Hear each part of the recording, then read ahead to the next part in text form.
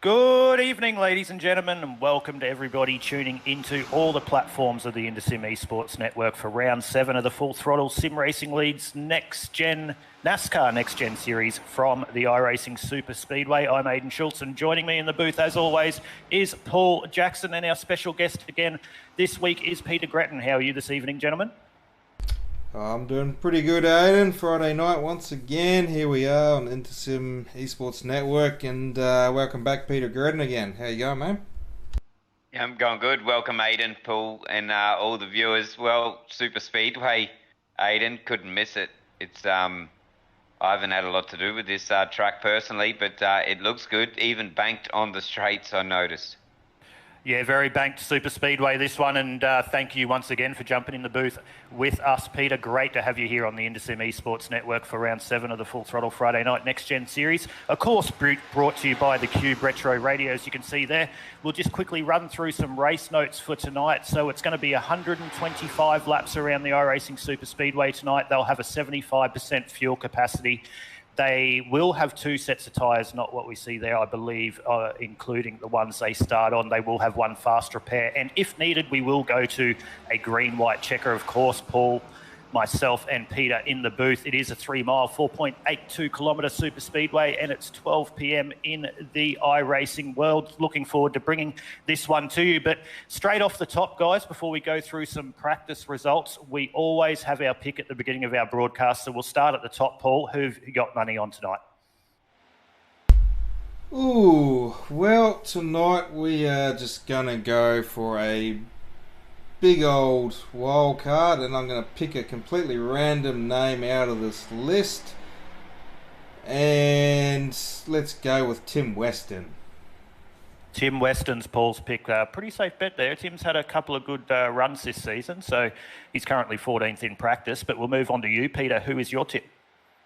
Yep, no idea who to pick. I was going to go my normal JCW and Nankervis, but I too is going to mix it up tonight and go number 69 of Damon May. Another solid pick there from you, Peter. I'm going to go Michael Shaw tonight. He's been knocking on the door of a top 5. He might be able to go one better. He will be the first to admit that he really loves the super speedway, so we'll go from him. Margaret Shannon in the chat says Andy Barber 05, so interesting to see how Andy goes tonight. But we will see how our picks end up at the end of 125 laps of super speedway racing. Paul and Peter, as we see there on our screen, we're definitely going to be waiting for the big one tonight as it happens around super speedway. So we'll see how this happens. First time we've brought the next-gen cars to the iRacing SuperSpeedway on the InterSim Esports Network, so it's all new for us up here in the broadcast booth. But currently, JCW, Josh Carroll Walden, is leading the top of the timesheets in practice with a 54.41, closely followed by Jamie Nankervis with a 54.5 and Gary Wellman with 54.65, Peter. Yeah, and May just behind 54.65, so the times exact, them guys, and there's only 1,000th between the next guy of 10, and so the times are close. And I think what we're going to see here, it's typical to Super Speedway. Grab a mate and just click over the laps and be there at the end. So try and stay on the lead lap, pit under yellow if you can, and we do want to see green pit stops, but the ultimate strategy, get it done under yellow, I think, and just be there in the last 10. Yeah, agree. Hopefully we do see green flag pit stops for this one, but being a super speedway, they are few and far between that they go green to the end. So we'll see how this one pans out. Of course, if you are tuning into the InterSim Esports Network across our platforms, whether it be Facebook, YouTube or Twitch, jump in and have your bets on who you think's going to get top 3. We've got Margaret Shannon currently saying Andy Barber, Jamie Nankervis and Tristan Koch up there for her picks for the top 3. Ryan Barber, Andy Barber's son's now tuned in as well, and he is obviously going for his father, Andy Barber, for P1, Darren McKenzie P2 and JCW into 3rd. So they're coming in thick and fast, gentlemen. Keep it coming if you are tuning in to us, and keep that interaction coming on the InterSim Esports Network. We love you all being a part of it. So, guys, we're currently just going over 58 minutes of the hour practice session in. It looks like JCW is going to stay at the top there at the end of this session with Jamie Nankervis and Gary Wellman. We will go through, obviously, we do have some people from the United States of America running tonight. We'd love to see our United States friends jump in and join us in our Australian servers.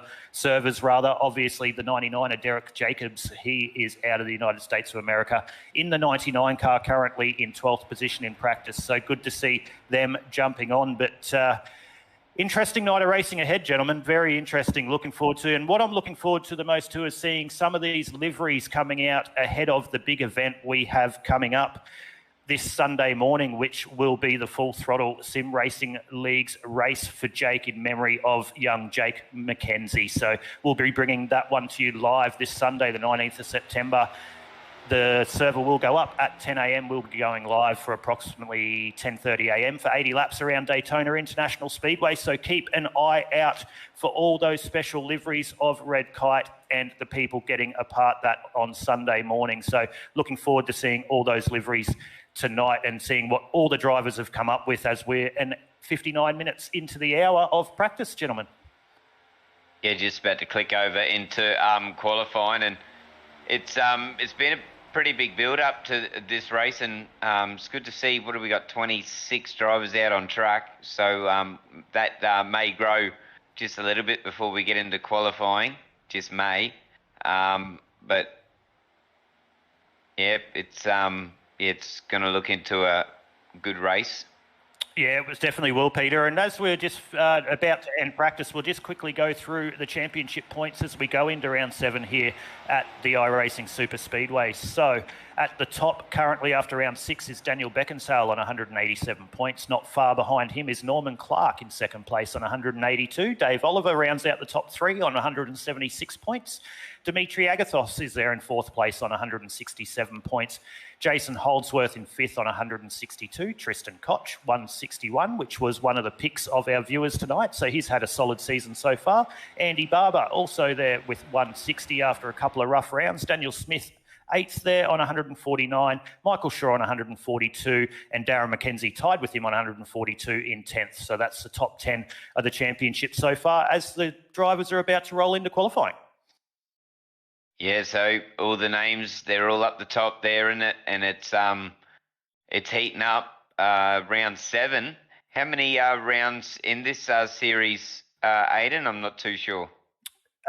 8 rounds, Peter. There'll be 8 rounds, so we'll finish that off next Friday night for the final round. So currently Daniel Beckinsale will be looking for a very, very solid race tonight to try and put himself in good stead to try and take the inaugural Full Throttle Friday Night Next Gen Cup Series. So he's doing a great job. We'll see how he goes tonight, but the first driver is currently making their way out on track to set their time. So if you've tuned in on the InterSim Esports Network for this series previously, you will be aware that they do have 2-lap standalone qualifying. So all the drivers will be out there by themselves currently. Michael Shaw getting loose, as you see on the exit of pit lane there, but he's the first driver to come out and try and set a lap. So he'll be setting the benchmark for all the drivers. Daniel Smith, Brett Campbell, Tristan Koch, Nigel Payton, all of them are out on track at the moment. So we'll just keep on Michael Shaw at the moment and see what lap he puts down for his first solid lap as he just takes the green flag. Yeah, so we're right on board with him, and we got Campbell as well. He's out on track. He's got a couple of purples as the sectors start to roll in. He's taken a high line, so I think you just want to make your out lap as long as you can, Aidan, and then you move in on your qualifying line as the lap goes in. And as we'll watch him, I bet he's going to drop that line down, but I'm not too sure what line is faster at the moment. On a 1 lap, by the looks of it, it will be the low line. A lot of people run that outside line on the initial lap. It looks like Shaw's staying on that outside line at the moment, trying to build up the momentum in that Chevy. So he's currently taken that outside line. He must feel that's faster. Let's see after he sets his first banker when he comes around, whether he drops that down onto the inside line or whether he thinks the outside line is faster. Brett Campbell just went purple for a sector. Daniel Smith went purple for a sector as well. And he just goes to the top to set the benchmark with a 57.79, quickly beaten by Brett Campbell with a 57.77. We'll see where this puts Michael Shaw as he comes across the line. Nigel Payton up to the top now with a 57.76. They're coming in thick and fast. Michael Shaw coming across the line to set his first flyer now. We'll see where that puts him. It's going to put Michael Shaw up into the... And we're just waiting. The live timing has not caught up. Michael Shaw with a 58.58. So that outside line, he was just getting the momentum. So he will be coming around on his quick lap this time around as Darren McKenzie is on screen currently. So Daniel Beckinsale jumps to the top with a 57.7. Derek Jacobs, our United States of America friend, up there with a 57.72. So very close at the front. Darren McKenzie, who this event on Sunday morning is all about him and his family. We'll see how he ends up as he sets his first lap now coming down the main straight, about to take the white flag. We'll see where that puts him in the qualifying order after his first hot lap. So he comes across the line there, and Darren McKenzie up to P2, equal first with a 57.70, identical time there to Daniel Beckinsale, gentlemen. How close are them times at the top? 7-0, 7-0, 7-1, 7-2. How close is that? Like, it's good to start at the front in these super speedway races because it means you're out of the carnage. The times are coming in. Plenty of 71s in there. How close is it? And we can go one better. They're all 57. The top three, 57.70, all the same times, identical.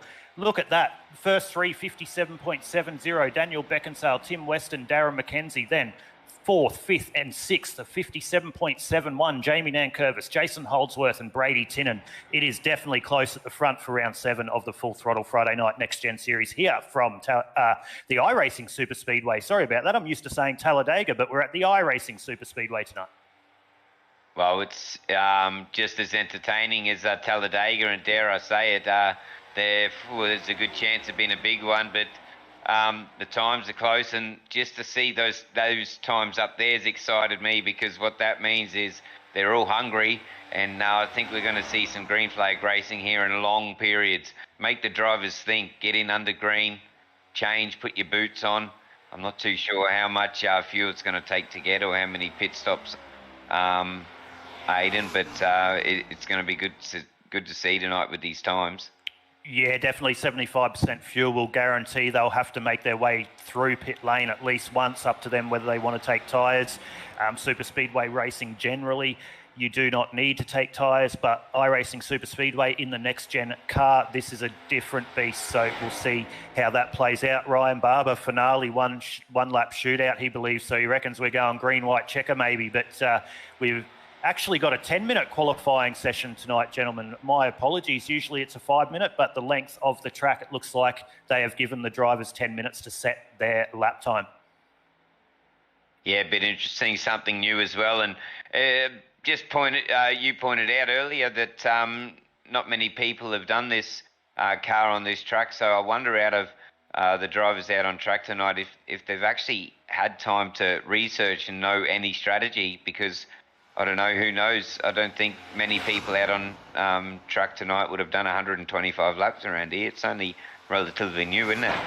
Yeah, iRacing SuperSpeedway's been around for probably the last 2 or 3 patch updates at the moment, but the next gen car and all the leagues that we've run and covered on the broadcast we haven't done a lot of stuff in relation to that, but I know people have done a lot of official racing around here, so they'll have an idea of what the car does, but you're exactly right, 125 laps of these cars around here. I don't think many of these drivers would have done that like a distance, so we will see how they end up. But, well, we just finished the end of qualifying here as Daniel Beckinsale, Tim Weston, Darren McKenzie have identical times there in 1, 2 and 3. Chris, really quickly back to our special event we're going to bring to you here on the InterSim Esports Network on Sunday morning, the Race for Jake. We do need to have a big shout out there. You still can be a part of it. If you do want to donate to that great cause of RedKite, be sure to jump on that link there. We have put it in the comments of our stream at the moment. You can still donate towards that great cause. Donate whether you've got someone running in the race, whether you're just watching the race. Everyone is welcome to donate to that great cause. I know we're up to a really great number that I know that Michael Shaw, who is putting on this event, is very, very proud of. So we can't wait. The more people that jump on and support this amazing charity. It helps all those families in need that are going through that tough time that everybody dreads of with childhood cancer. So please put your hands in your pocket, how small or big, and please support the charity. Everything goes to Race for Jake. If you do hit that link in the channel, in the comments rather, that will go straight to the race to RedKite. So it'll add to that tally. So we're looking to get that tally as high as we can before Sunday morning, but looking forward to bringing that one to you. And Peter, I believe you're going to be in the booth with me for that one as well. Yeah, definitely wouldn't miss that one. Special event. Everyone likes to do a special event, and we were just talking off air before. It's lots of work, hard work that you boys are doing behind the scenes, and it's going to pay off, that's for sure. So be sure to tune in for that one. I think you said you're going live about 10:30, but yeah, I'll definitely be in the box there. Daytona, that's another super speedway. Wait for the big one there as well. Yeah, can't wait for that one. Cannot wait to bring it to you. We're going to have a lot of special formalities that we're going to bring to you here too on the InterSim Esports Network. So we're very proud or honoured to be able to be a part of that and bring all the action from Daytona. But that's Sunday morning, and right now we're Friday night for the Full Throttle Friday Night Next Gen Series, and we've got 125 laps for these guys to sort out around the iRacing SuperSpeedway. And I see Margaret Shannon's tuned in on the chat again, so reckon that I'm going to give the commentator's curse. Margaret, I promise you I will not give the commentator's curse tonight. I'll leave that job to Peter. Yeah, well, I'm getting good at it, aren't I? But no, we want to see as much green racing here, believe it or not.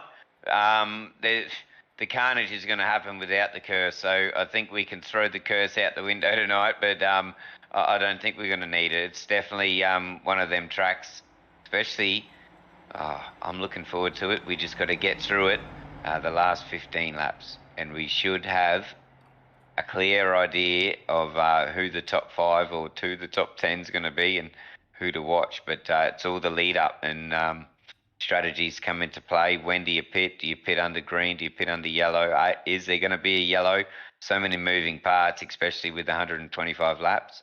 Well, all I can guarantee, Peter, is after looking at those qualifying times with a thousandth of a second between the top 8, I can guarantee you how they start this race is definitely not how they will look after the first couple of laps. So looking forward to that one. Brett Campbell's just chimed in. Thank you, Brett. You're a part of this race as well. About childhood cancer awareness, he's dropped that in the chat as well. So jump on and have a look at that for RedKite. He's also jumped that link. But we'll quickly go to the starting order for round 7 of the Full Throttle Friday Night Next Gen Series here from the iRacing SuperSpeedway.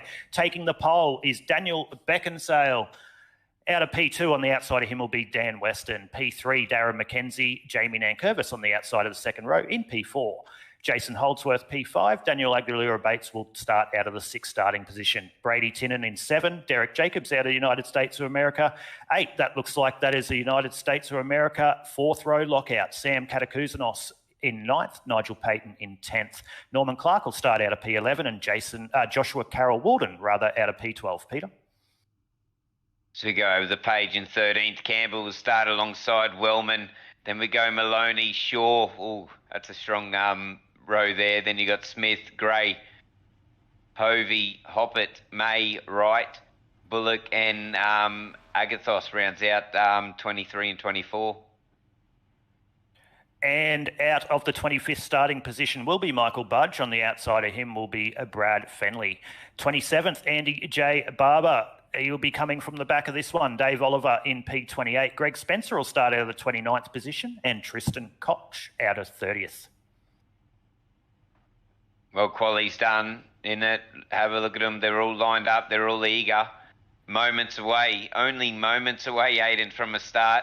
Hopefully, we can get the first couple of laps done green, and then they'll set up, I suppose. I want to see the second line work tonight and have 2 for a long period of time, because I tell you, when they start to get the wriggle on, that's pretty good to watch. Yeah, I'm excited to see that too, Peter and Paul. That second line, I'm really interested to see how that second line works as the race evolves, and how willing people are actually going to be to work with each other on that second line, or whether they can create a third. Some super speedways, you can create that third and fourth line. Not sure around the iRacing SuperSpeedway, but as they come out on the pits, we'll just quickly focus on Darren McKenzie. He's got a special livery for his son, Jake, at the moment. He's starting off the P3. You'll see him in the Xbox car at the moment. His son, Jake, loved the Xbox, and he'll be the first to say that Jake, really, that was his saviour while he was going through his treatment. So beautiful livery there by the 02 car of Darren McKenzie. He'll be sporting that one on Sunday morning as well. So great livery there. Darren McKenzie's always a fast driver, so expect to see him playing a part in this one at the end. So off the pole position will be Daniel Beckinsale, Tim Weston on the outside of him, Darren McKenzie, as I just said, starting out a third, Jamie Nankervis on the outside of him. Jason Holdsworth and Brady Tinnan, I believe, out of 5 and 6. My live timing's catching up. It was a 4th row lockout by the United States of America, so he will actually be out of 7 and 8 with Derek Jacobs. But they're going down the back straight currently, about to go green for 125 laps here on the InterSim Esports Network from the iRacing SuperSpeedway. Peter, about time we get amongst it now because we're about to go green. Yeah, definitely. Have a look at how look at that, the banking on them on those curves there on the road. That's, oh mate, I don't know how they stay up there. I thought they'd be sliding around, but we're just about ready for a green start. It's going to be good. The pace car, so it's going to say pace truck then. They've chosen to use the car. He's bunching them up now. Have a look at the field. Have a look at the field. I think we've got about 26, 27 in. Yeah, we got 30 cars and we're about to go green. We'll go green on the green light. It's in the hands of Daniel Beckinsale. We'll wait for those green lights to flash. Daniel Beckinsale brings us to the green, and we're green for round 7 of the Full Throttle Friday Night Next Gen Series here from the iRacing SuperSpeedway. Daniel Beckinsale with a great start. Darren McKenzie pushing him down into 1. Let's see whether that outside line moves through turn 1 and 2. They're already 3 wide, mid-pack down the back. They're not willing to work together there. So currently, Daniel Beckinsale leads the way. Darren McKenzie right behind him. That outside line of Tim Weston is about to drop down. That inside line is going to work. So Tim Weston goes, I'm going to sit there in third, but it is Daniel Beckinsale with the start. Jamie Nankervis just being persistent there on the outside line at the start of this one, Peter. We'll see. We'll wait and see whether that outside line catches up. This is going to be the interesting thing, but it looks like at the moment it's not working. That inside line is really pulling away. They've got 5 cars that have overlapped that outside line. That outside line is actually moving backwards very, very quickly. So Daniel Beckinsale and Darren McKenzie leading the way of this one. Tim Weston in 3rd place, Jason Holdsworth in 4th, Brady Tinnan in 5th, Sam Katakuzanos. Keep an eye out for Sam tonight. He's always there. He's due for a good result, gentlemen. So Sammy K, look out for him. Norman Clark, 2nd in the championship so far, in 7th early on in this one, guys.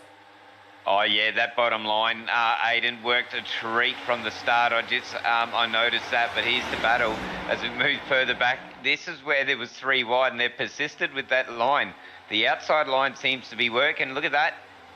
They're not actually falling. That's probably the same outside line as they were at the front. No, probably not. Oh, big one. The 27's on his lid. Who's the 27? Shannon Wright's gone for a big ride down the, I don't know if that's the main straight or that's the back straight. Lucky he's got a fast repair. He's 27. Shannon Wright's had a big ride there down the back straight as we are caution of lap 2 of the Full Throttle Sim Racing League's Next Gen Series. We're waiting for the big one, and there we go. Shannon Wright's had a big tumble down the back straight early on in this one. Yeah, we're riding on board with it, and let's have another look at it. They just got a little bit wobbly out of here. Look here. Oh, a bit of a touch. So we slow it down. Oh, look at this. Pirouettes. It gets a little bit loose out of that turn. They were doing pretty good, but 3 apparently doesn't go into 2 very well. Yeah, and I always reference another sport, so let's reference gymnastics. So that was a 3.5 somersault with a pike there. So Shannon Wright with a very, very big dump down the back straight of the iRacing SuperSpeedway. Aaron Dillon tuning in on the chat. Thank you, Aaron, for tuning in, mate. Going for Gary Wellman, as usual, with a Sim Boys teammate. So thanks for tuning in, Aaron. And Ryan Barber's going for Darren McKenzie as well as his father. So, guys, thank you for tuning in. Make sure you keep commenting on the stream. We love interacting with you guys. But Peter, caution 2 laps in. We were hoping we would go green a little bit longer, but SuperSpeedway is not always the case. But Shannon Wright definitely the unlucky victim in that one, but we'll just go down and see if we can bring someone up into the booth. We might actually bring Tristan Koch up into the booth. Tristan, mate, you got a copy? I do indeed. How are we? Good, my friend. How are you? Good. Mate, iRacing SuperSpeedway in the next-gen car, something a bit different. I'm sure you haven't done 125 laps in this car around the iRacing SuperSpeedway. You hit that on the nose. Yeah, I haven't done anything in regard to this car on this track. How are you feeling ahead of tonight, mate? Had a couple of solid results in other leagues lately and some bad luck. We see, obviously, you're coming into pit lane, I believe, now to grab some fuel, but how are you feeling in this one? Can I say nervous? Talking to a couple of chaps here and trying to get out a strategy of how we're going to work things out. Yeah, well, mate, nervous would definitely be a very, very good choice of words after we've seen Shannon Wright have a big tumble down the back straight there 2 laps in. Hopefully that's something that your car is not going to do in the 550 tonight. No. All right, mate. Well, we'll let you go back up into your channel and concentrate, but we just thought we'd bring you down under caution. Hope you don't mind. Thank you. No worries. Well, Peter, there's Tristan Koch. So he's a little bit nervous around here, mate. Well, I'm nervous for him after seeing that. It doesn't take much, does it? It just he just got a little bit loose, and that's why we're under caution. I'm actually surprised to see the pit lane as busy as we are or have just seen. Jeez, spit it out, Pete. Because I thought this is going to be a recurring thing. It's not going to be the only safety or pace car or caution. You know, I thought maybe stay out and see what they can do, but I think half the field stayed out and half the field stayed in.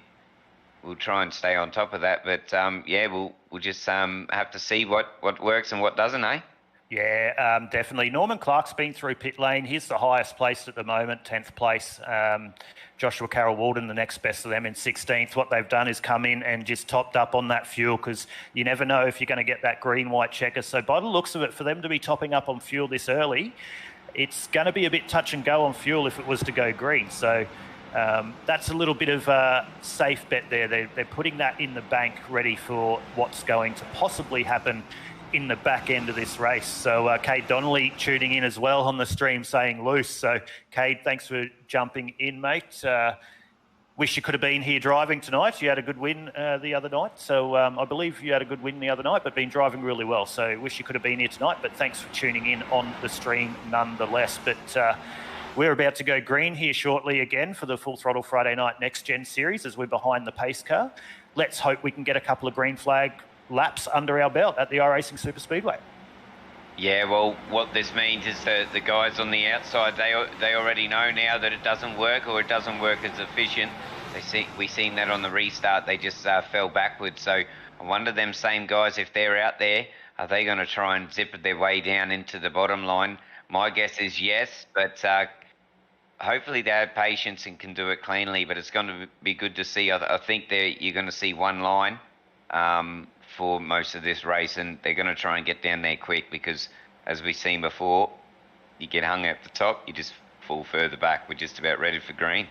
Yeah, we'll see how that happens once we go green. Darren McKenzie on the outside of that front row is going to be looking to drop down early, I'd suggest, in front of the 20 of Tim Weston. So once again, as we saw off the green flag start of this race, Daniel Beckinsale will bring us to the green this time around. It will be in the hands of Daniel Beckinsale, not on the green flag. So it is his jurisdiction of when he wants to go green. So we'll watch that pace car peel into pit lane. The field is now in the hands of Daniel Beckinsale. We'll wait for when he wants to go, and he's gone early.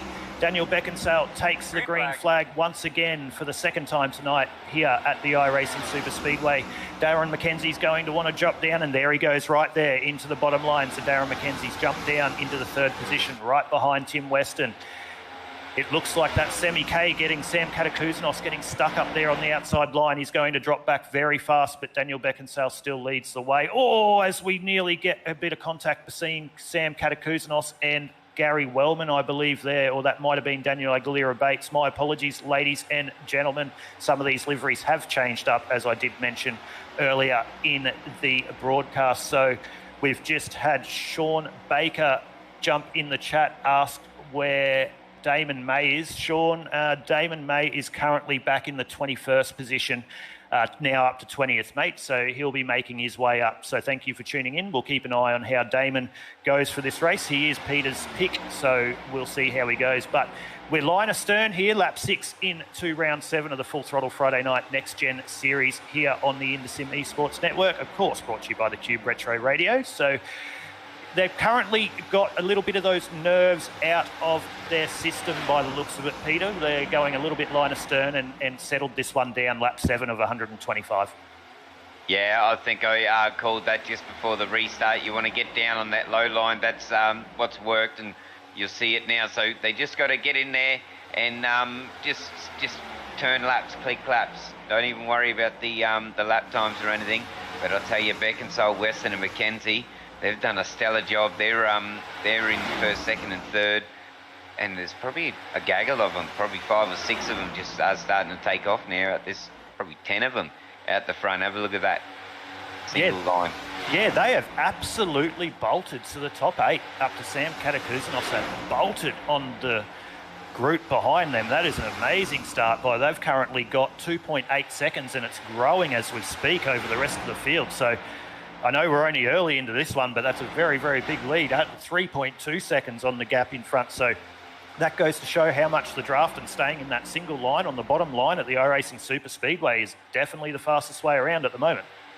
Yeah, well, they'd be getting good draft from both ends. And have a look at them. They're working well together, aren't they? Just the tail's wagging a little bit, but especially these front 4. They've done this a few times, haven't they? Because look at that. That's some perfect pictures here from coming in from Paul as well. And that's how you see a NASCAR race. That's a perfect NASCAR race. Oh, look at the back come round. Oh, there's a big accident in the background. We're cautioned for the second time, lap 9 of 125. We'll have to go back and have a look at that one. There's 4, 5, 6 cars involved in that one. Hopefully Shannon Wright wasn't involved because he would have used his fast repair, but that was a big one. Oh, it definitely was another big one. And these guys at the front, looks like we got a car jammed there on the banking. Going to go back and have a look. Let's see what happened here. Yeah, so we've got the 27 in behind making a big run. Oh, the 015 of Brett Campbell just checked up. Something must have happened in front of him. And the 27, Shannon Wright, involved in that one again. That is night over for Shannon Wright. 9 laps into 125. He'll be disappointed about that. Oh, definitely. And that was, he just stopped. Then look at this. And then these couple of cars to boot. They're full throttle too. See that segue. They're full throttle and they had nowhere to go. So a couple of innocent victims there, but there was a couple of good pieces of driving there. I think there was 2 blue cars that sort of split that accident with the first initial accident and got round there. But that's a big one. About 6 cars, I think, affected. 6 or more. I'm just having a look back at that yellow car now on the broadcast as we're live. There was a yellow car that just come ploughing into the back of the field. So I reckon 6, 7, 8 cars are involved in that one. Yeah, and we also seen a car stuck on the bank as well, and that's probably one of these cars that are in the pit lane. I didn't catch who it was, but he was definitely stuck, and that just goes to show how high the banking is. You can't even go up the banking straight. You just get jammed. Busy pit lane again, I think. So there's that 50-50 split. Look at this good camera shot.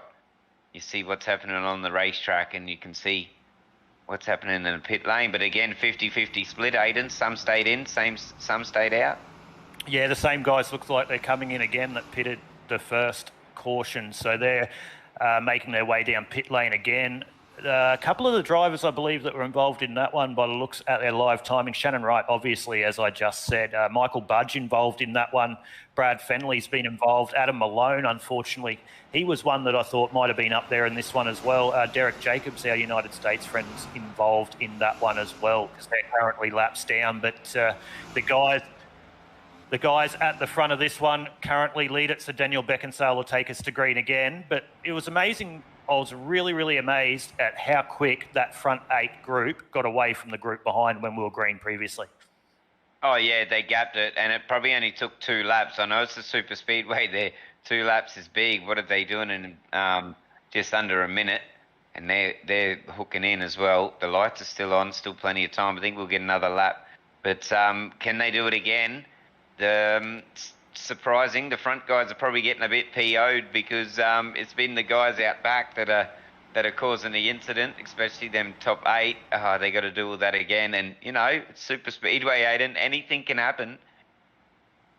Yeah, it definitely can. That's the love of super speedway. That's what it brings to you. It's Daniel Beckinsale could be leading now, but at any moment he could get caught up in that. And I said I wasn't going to give the commentators curse, and there I just did it. So I'm sorry. I'm sorry, guys, if I did do that. But hey, that's why we're in the booth, to bring the content to you. But anyone can win this one. We haven't really had much green flag racing, so we'll see how it plays out if we get a little bit of green flag racing. So we're just over 10 laps into 125. A couple of drivers have been through pit lane twice, topping up on the fuel. Joshua Carroll Walden is the first one of those currently in P12. Norman Clark's done that as well, his teammate there in 14th. So they'll be working together very hard in this one, trying to push their way to the front. Currently, the top 10 drivers in this field have not made their way through pit lane, so they're obviously just wanting to stay at the front and out of the trouble. So Steve Hoppett's up there into the top 10, the person who runs this league as well, Peter. So good to see him having a nice solid start to this one. Yeah, we were speaking to him just before we went on air, and he just wanted to stay clean. He doesn't want anyone to run into him because he actually has done a lot of laps on here, and he reckons he's a chance here tonight, and everyone is a chance. But yeah, he's up the front and keeping his nose clean, so maybe he should have been one of our choices. Yeah, maybe, but we're about to go green here again for the Full Throttle Friday Night Next Gen Series. Daniel Beckinsale will bring us to the green next time round. Margaret, you've just tuned in on the chat again. The banking on the corners is about the 40-degree mark, so very, very steep here at the iRacing SuperSpeedway. A lot of concentration required, but Darren McKenzie would be liking starting out of P3 in this one, not having to worry about dropping down. So Tim Weston this time will be the one to look for to drop down on that inside line early as we go green again.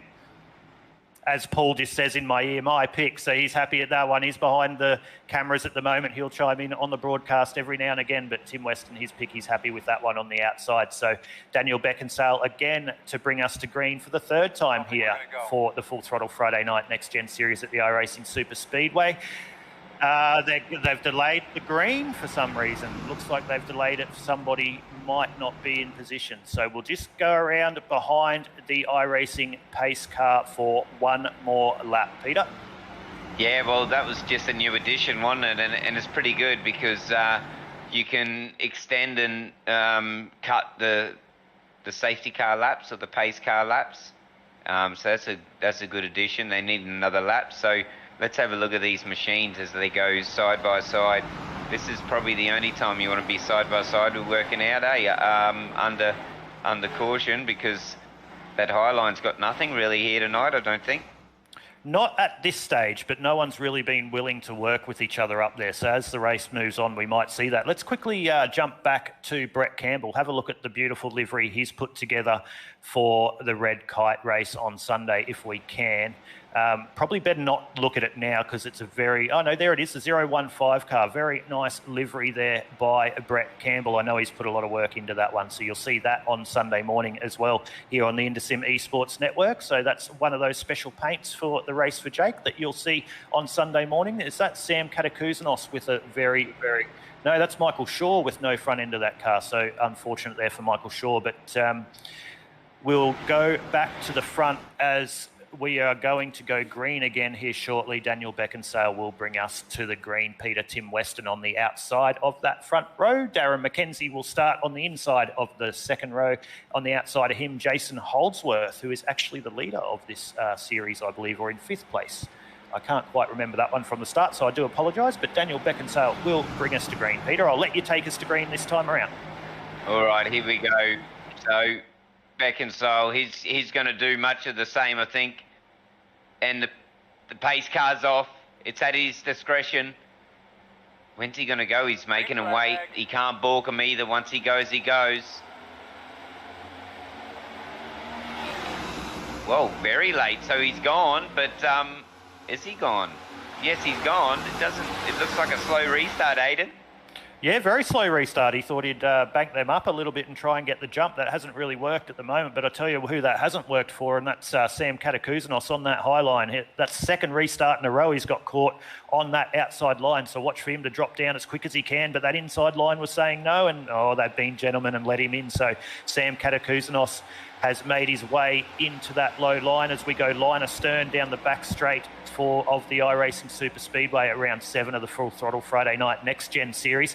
There's that third line trying to be made up the top. Not sure that's going to work that early or whether they're just trying to drop back, as that's the 131 car there of Steve Hoppett. So he's moving his way backwards at the moment after being in the top 10. He's probably just want to sit back there and watch this race unfold as we're still early on. So we might just bring up that tower for you, ladies and gentlemen, so you can see where your favourite drivers are.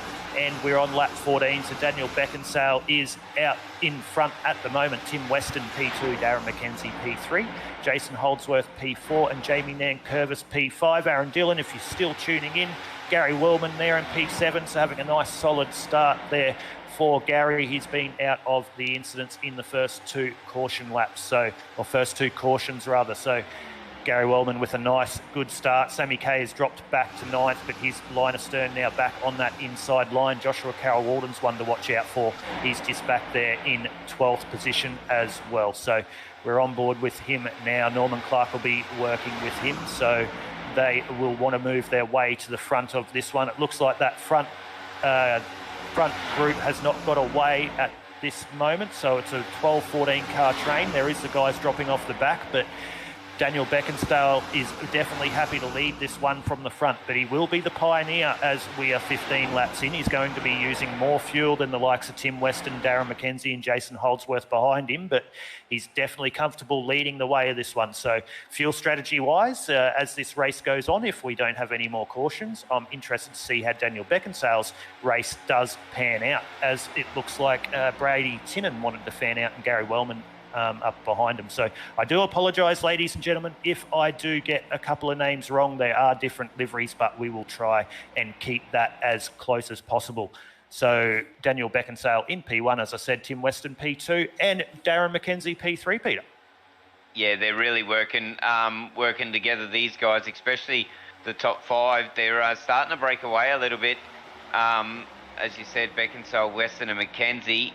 And they got close before. I noticed a little bit of bump drafting there, and it was around the corner, and they seemed to be able to handle it. But definitely at this stage of the race, where their tyres and fuel are, 1 row, and we were watching some static cams before, the whole field is down the bottom now, and we were a little bit closer, and it was good to see. But everyone's just happy to stay there, and they're just going to click over the laps now. Hopefully we can get some a long period of green racing and move into some green stops. There was only 1 compulsory done, but I'm not too sure whether they can get home from here. But definitely everyone will be keeping an eye on everyone and trying to keep their nose clean, because not just the viewers and us in the booth, but the drivers want green racing as well, because it's much more fun and entertaining. But this front 8, I think, are going to steal the show tonight. Yeah, they're currently doing what they did on that second restart and making a gap at the moment, and now it's gone back to a 7-car train. It looks like Gary Wellman's just dropping off the back there with Sam Katakouzanos. What was interesting, I was just having a look at Gary Wellman as they'll drag up onto the back of that group in front very quickly. He's been poking his nose out to that outside line a little bit, as you can see there. It looks like he's just trying to get a little bit of cool air in that car. He's there following Dylan Gray at the moment. Looks like Dylan was swerving a little bit down that straight. So you watch Gary Wellman, as he's there, he's just poking that nose just on the outside, trying to get some cool air into that 45 car right behind Dylan Gray. But you saw how quickly there, when they came off the exit of the turn, how quickly they caught up on the back of that group in front. We'll see whether Sammy Kay can keep on this front group down the main straight as they go into lap 18 of 125. Yeah, well, you don't want to get caught short and out by yourself, do you, mate? But they were a long way out, them back pair before, and you did touch on it as well, the speed of which they just caught it. They caught up to that group from the draft, but that's one thing that I haven't seen, and I am noticing that they are poking their nose out. Whether they're just struggling to stay behind them, getting a little bit of aero wash, or or the engine getting a bit hot. That's probably a question for a driver. Dare say we'll bring some up in due course. But these 8, if you have a look, they are taking in turns now to get their nose out. So I think that was a good spot there, Aidan. I think temperature might be having a bit of a play tonight. Yeah, it definitely could be, but also with these very steep turns, we know from running the likes of Daytona and Talladega superspeedways that the concentration levels of these drivers is absolutely up there. They're running not even half or a quarter a car length behind each other, at some cases a couple of centimetres off each other, 40-degree banking at over 300 kilometres an hour. There's not a lot of room for error. So anyone that thinks turning left is easy, it definitely isn't, and especially not around these super speedways where there's no room for error. And we haven't even gone too wide yet, with a car being a centimetre off your outside while you've got a car in front of you a centimetre. So it's a lot of concentration for these drivers. As you see, JCW, Joshua Carroll Walden there in the 35, leading this chase pack, currently 3.5 seconds off that front lead. So JCW, Daniel Aguilera Bates right in behind him with Nigel Patton up there. Andy Barber's made a good move. He's up 15 spots off his 12th starting position. He's been through pit lane twice, so his fuel strategy's good. So he's currently looking okay in this one, but that lead gap between those top 8 drivers is getting bigger and bigger. It's now out to over 4 seconds. Yeah, well, that is a big lead, and you can barely see him in shot. But what you'd be trying to do is get in with this pack. Even if you become a lap down, get in with this pack, I think. And because they know what they're doing, they can hold their line. Especially Beckinsale, Weston and Mackenzie, when they were together, I think Mackenzie was dropping back off there, but we'll go back into the mid-pack. See, these guys are working well together as well. I didn't even know we swapped battles there. Yeah, so we've gone... Sorry, Peter, we've gone back to the 3rd battle pack at the moment, and that's led by Demetrius Agathos. This pack is currently 7 seconds off the pack in front. So, yeah, we've got 3 distinct battle packs 20 laps into this one. They look so similar, it just works out too. But, yeah, the paint job's somewhat different. But these guys, they are weaving as well, and you did see the tail wagged as they come around there. But good to see the guys are working together, and you wouldn't want to be old mate that's just caught short out in the rear of field, because he's going to be struggling and probably using more fuel than that. But these guys here is doing exactly what you want to do in Super Speedway. Yeah, they are, and Darren McKenzie, the one that we put the spotlight on before this race, not in our picks, but of course for what we're going to bring to you here on the InterSim Esports Network on Sunday morning. He's just sitting there biding his time in P3, so this might be a sign of things to come for Sunday morning as we're Super Speedway again. He's putting himself in a good position. Jason Holdsworth, very solid drive up 1 position in P4 currently. Jamie Nankervis just sitting there biding his time in P5, and Dylan Gray there in P6. Looks like Gary Wellman and Brady Tinanen of the like have dropped off the back of this one. So it's a 6-way fight for the lead of this one early on. Yep, and this bottom line is definitely working. Wonder when you're going to see pit stop. We've been green for a little bit now. I don't think they're going to get home, but we're probably still a little bit off that, I think. Aidan, what do you reckon they're burning in these battle packs? Oh, look, I'm not going to give the viewers a bum steer, as we say it. I have no idea. I don't know what their burn rate would be. I know it's 75% fuel, so they're not going to be able to make it to the end. They're definitely going to have to go through at least once or twice, and see how much, as soon as Dylan Gray tried to go around the outside of Jamie there, how much they lost on those first 4 guys. So you definitely cannot get out of line of stern. So Dylan Gray just put his nose on the outside of Jamie Nankervis, and that did not help both of them. They just instantly dropped to second within 2 corners. Yeah, well, like we've seen before, they should be able to catch up if they work together again, because the draft is super huge here as Barber's in the lane. Yeah, it looks like Andy Barber's come into a little bit of trouble. He's made his way down pit lane in the 05 car under green, so he'll use his quick repair if he's got one, but that's not what Andy wanted early in this one. He was making his way up to just outside the top 10, so Margaret, as you did say, there's the commentator's curse right there. So my apologies to Andy, but he was doing well in this one. That's definitely going to hurt his motor race, Peter. Yeah, well, it mustn't have been too bad, was it? Because it didn't bring out a caution at all. So it's going to be interesting. I think PJ's working behind the scenes to see if we can get anything. But he's travelling through pit lane, fixed some of that damage. 15.7 seconds he was stopped. So I reckon he would have used his fast repair and probably put some tyres on. Yeah, definitely would. And you never know what's going to happen at a super speedway, so you might be able to get the wave around if there is a caution. But now we've got a three-way battle for the lead. So Daniel Beckinsale, Tim Weston and Darren McKenzie have cut off the back, has moved out into the front, and Jason Holdsworth has just dropped off the back of this lead group in 4th position. So he's now alone, losing that draft. So you'll see Jamie Nankervis and Dylan Gray slowly make their way up onto the back of Jason in 4th place. But these front 3 drivers are currently making their way ahead at the moment. So we're 24 of 125, just about to go on to lap 25. Daniel Beckinsale still leading the race. He's led every single lap of this motor race so far. So the top 3 showing a clean set of heels at the front. Yeah, definitely. And Peter, sorry, you go. I was just going to say it's like keeping up with these 3. There was 8, then there was 4, then there was 3. But I've just got word in our ear. Let's go over a look what happened to Barber, because he had heavy damage on the front of that car. He's in a battle pack here too, wasn't he? He is. It looks like he's going to get tapped and put into the outside war, I'd suggest. That's just what I believe from what I'm seeing, but I could be made to be a liar. So Andy Barber, just keep an eye on him in the red 05 car and see how this transpires. So nothing as yet. They come onto the straight and he's in the draft. So we'll see what happens here. They're about to go into 1 and 2 at the end of the straight. Andy Barber, the 4th car in line at the moment. So we'll just quickly see this as we've got another caution, so we'll have another replay, but we'll see what happened to Andy. Hopefully this happens soon so we can go back to the live action. Not sure what's happened to Andy, so we'll just quickly scoot back to the live action if we can and see what's happened under to create the next caution.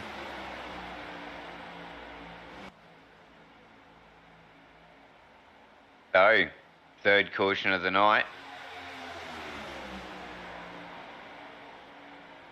I believe we got a replay.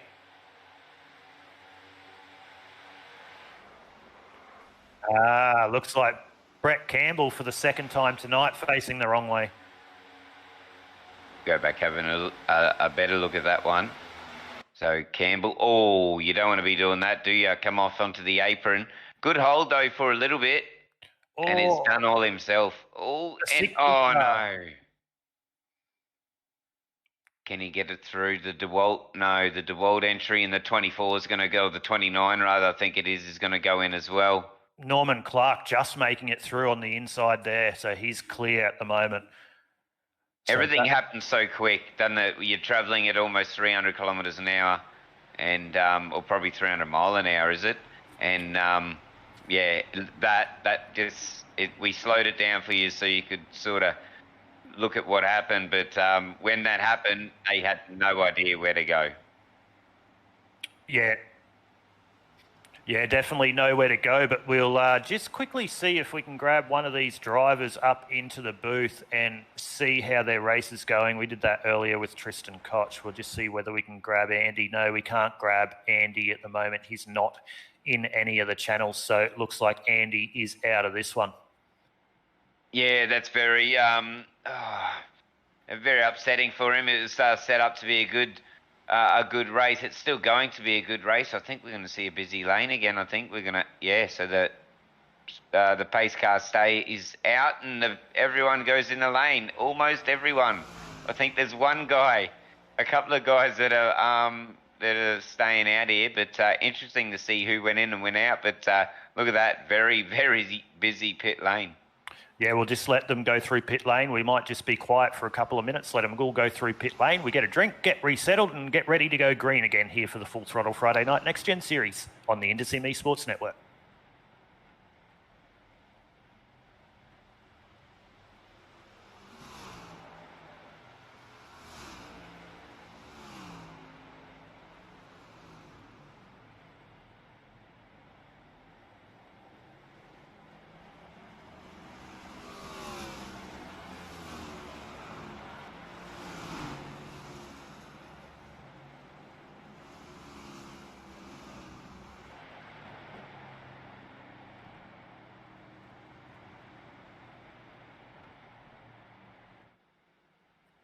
So we just saw the leaders go through pit lane there. Looks like Dylan Gray has stayed out. Daniel Beckinsale has decided to stay out as well, if my live timing is keeping up. That doesn't look like that's Daniel Beckinsale at the front of this motor race. So Dylan Gray is at the front at the moment.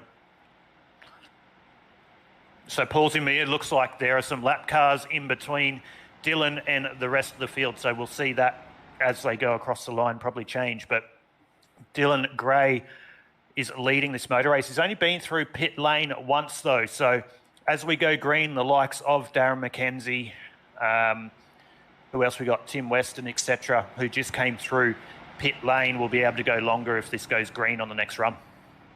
Yeah, it's going to be interesting, isn't it? The strategies, they've got to be mixed, almost fluid, I think, and work on the fly. It's almost like a Bathurst 1000. Your strategy has to be that fluid, I think, because you're just seeing we had a good stretch then. I think there's 20 odd laps or 15 odd laps of green racing, and yeah, it just all went to shit, I think, and it yeah, we're back under caution again. Sorry about that. I had no other words. No, that's right, Peter. Sometimes we let those ones slip, so we do apologise to any of the younger viewers here on the InterSim Esports Network, but it's hard to call. So, mate, that's the thing we love about you, Peter. You say it as you see it. So there we go. But we're going to go green again here shortly, but 125 laps, so nearly minute lap time. So this is nearly 2 hours of driving, not even including cautions. So the concentration levels, as I said, for these drivers are definitely up there, and it's a very, very long race, and we're not even a quarter way through. Oh, yeah, and their arms would be absolutely killing them too, because it's hard to keep it in a straight line, and you know yourself, the less tyre wash, through corners, the faster you're going to be. So you've got to be really smooth on the input, and especially those guys, I feel for them that have got the direct drives right now, because well, it's going to feel really good in your hands, but hey, their arms must be stinging by now. Well, all I can say for those direct drive people, I hope they've turned their strength down a little bit, because otherwise it's going to be like 2 hours at the gym. So they're definitely going to have their work cut out for them in this one. But Dylan Gray will bring us to the green here for the fourth time tonight.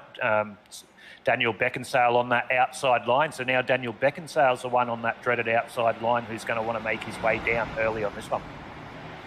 Yeah, he doesn't know what this outside's like. He's only seen what it can do, and we're just about to go green here, Aiden. Yep, and Dylan Gray is the man to bring us to the green, and he drops the hammer early. Dylan Gray takes us to the green flag once again for the fourth time here at the Full Throttle Friday night Next Gen Series from the iRacing SuperSpeedway.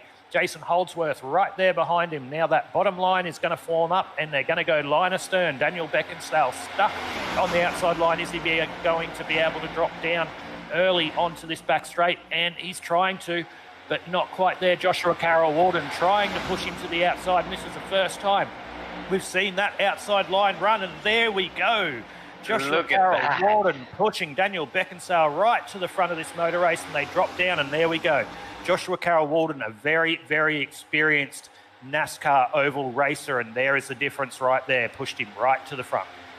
Wow, that was very well called, Aiden, because that was the very first time we've seen that line work. Didn't they just push through them three, and they went around? We got a caution again. And fifth caution or fourth caution of the night, 30 into 125. We did expect this, Peter, early in this one. We did speak about it between ourselves before we come live on air, and we did expect a couple of cautions. We didn't expect 4 in the first 31 laps, but this is super speedway racing at its best. Well, that's the thing about super speedway, and it's about getting in your rhythms and just trying to get there. It's the longevity, but to get there, this is what happened here. It's further back in the field again. Another caution caused for them. Oh, into the wall. 2 or 3 cars. We had look at this. So there's about 2 incidents happening there, Aiden. Did you catch that? Did. Looks like Norman Clark got through that incident, but then he's just caught the apron because there's such a high degree of banking. Oh!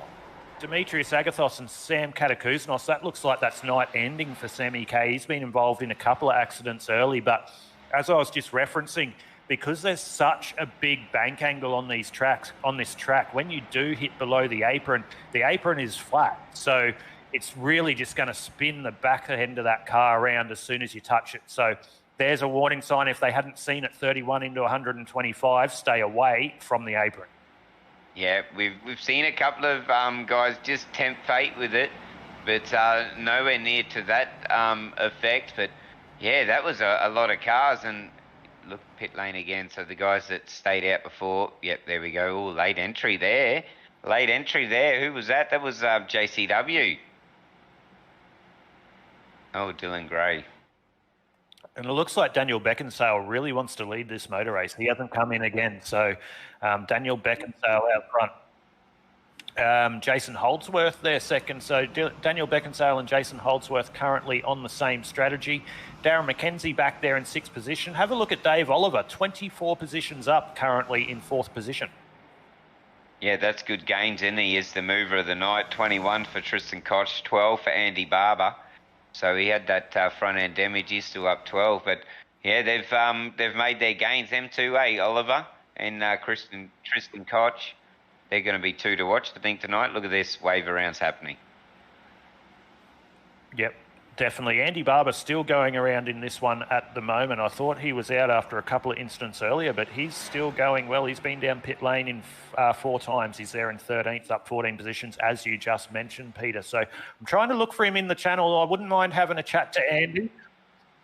Let's see whether I can find Andy Barber. He's got his mic on mute at the moment, so we might just leave him alone, but we'll definitely try and bring you Andy Barber later on this race, ladies and gentlemen. I know there are a lot of people tuning in on the InterSim Esports Network broadcast that wouldn't mind us having a chat to Andy, but we'll see who else we can bring up into the booth. And we might actually bring up the man who's running the livery for the race for Jake. And it's none other than Brett Campbell. Brett, have you got a copy?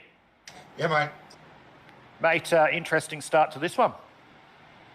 Yeah, it has been. I've been caught with the left front wheel down on the apron in turn 3 there a couple of times. And, yeah, it hasn't been the happiest of endings of that, but we'll keep soldiering along.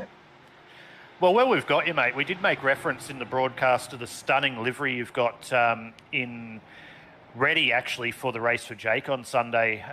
Want to tell the viewers what's behind that livery and why it's so special? Yeah, mate. In 2012, my wife was diagnosed with cancer. We subsequently lost her in 2013, so she's got prominent place on the car on the boot and behind the rear wheel arches, and behind the front wheel arches are 2 16, 17-year-old young adults that we met during the journey that sadly they have also passed away in Charisse and Errol. That's a very sad story, but I'm sure that you're making everyone proud with that beautiful livery, mate. It's coming up great on the broadcast. It didn't look that good, obviously, when you're in the accident earlier, but nonetheless, it is an absolute stunning livery, and thank you for putting that on and obviously making awareness for cancer, not only the race for Jake on Sunday and everything, but cancer in general, mate. So we thank you so much for doing that, and we wish you all the best in this one. No worries, thanks, mate. Best of luck. There we go, guys. So there is Brett Campbell. What an amazing livery that he's got there. Yeah, you'll see a lot more on Sunday night, but yeah, a couple of them coming out of the paint shop early for this one, and that's my pick of the night. And yeah, just touching on his story, that's wow, so many people that we know. It's almost 100% of the people that are watching probably is affected by someone, or they are personally affected by cancer. It's just crap. There's a few foundations out there as we go green, but dig deep for all them. Let's see this inside line work, or can the outside line work leading into green again? I think this is the 5th or 6th restart. There we go. It's a late gun. It's a late gun from the leader there, I think.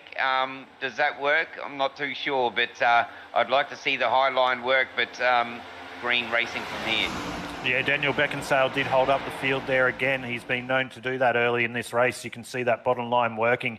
that outside line doesn't have the push as we saw Joshua Carroll Walden do in that previous restart, as they're making me look like a liar as they're trying. They got to come down a little bit if they want to make that outside line work, grab that sight draft, but Daniel Beckinsale leads the way currently. Daniel Smith fallen right in behind him. Darren McKenzie, the third car back on that inside line, right behind Nigel Payton, who's had... He's the third car back from the lead, rather, sorry. So... fourth car back from the lead. I'll get it right soon, even though that's even being said in my ear and I'm still getting it wrong. I'm having a killer. Darren McKenzie in fourth position. Nigel Payton doing a great job. We haven't spoken about Nigel at all tonight, so he's just moved his way quietly up into P3 in this one, Peter. Yeah, and have a look at this, how close these are. The first two, there's nothing in it. It's a bumper bar in it. Oh, these just dropped off a little bit now, but they were definitely bump drafting through there, so interesting that they've got the bump draft happening, because not many people can take a bump draft because it does affect your aero when someone gives you a little bit of a bump. But definitely that's what they were doing down the other straight. But have a look at them again. It's the same old characters up the front. Beckinsale, Smith, Payton, McKenzie. Oh, Nankervis and JCW has made their way up as well. And they're still going down. Weston, Gray, Gardner, they're all. It's anyone's guess. What are we? 35 out of 125. Let's see this outside line work, and let's see some green flag racing. Let's go green to here, Aiden. What do you reckon? Fingers crossed, let's do that. But I don't think we're going to see some two-lane racing now. I think these guys have had enough of sitting under caution. So I think we're going to see this one go green a little bit longer. They're going to stay line astern. And I'll probably put the commentator's curse on that one again, Peter. But I think they're going to settle this one down. We're 36 into 125. Long way to go. Still over an hour of racing in this one to come on the Indosim Esports Network. We're on the penultimate round, round 7 of the Full Throttle Friday Night Next Gen Series, brought to you by the Cube Retro Radio. 36 of 125. Long way to go. Yeah, it is a long way to go. And I was just about to say before we went green that... the thing about super speedways is the starts, the restarts. You need to get them right because it is hard to get in the rhythm. These guys now have been probably green for, what do you reckon, 4, 5, 6 laps. They've got into the rhythm now. Look at this battle. This 3-car battle, there's nothing in it as well. Yeah, that's the 550 of Tristan Koch there leading this 3-car battle at the moment. He's got Brady Tinnan and Brett Campbell, who we just spoke to, up there behind them. Actually, that's not Brett. That's Derek Jacobs. Sorry, my live timing is not catching up as quick as I want to speak, so I do apologise. But looks like that's a lap car in behind. Speaking of lap cars, we've only got 19 cars of the 30 starters on the lead lap, Peter. Yeah, well, and it's only early on as well. They could still get it back, cautions and everything like that, but...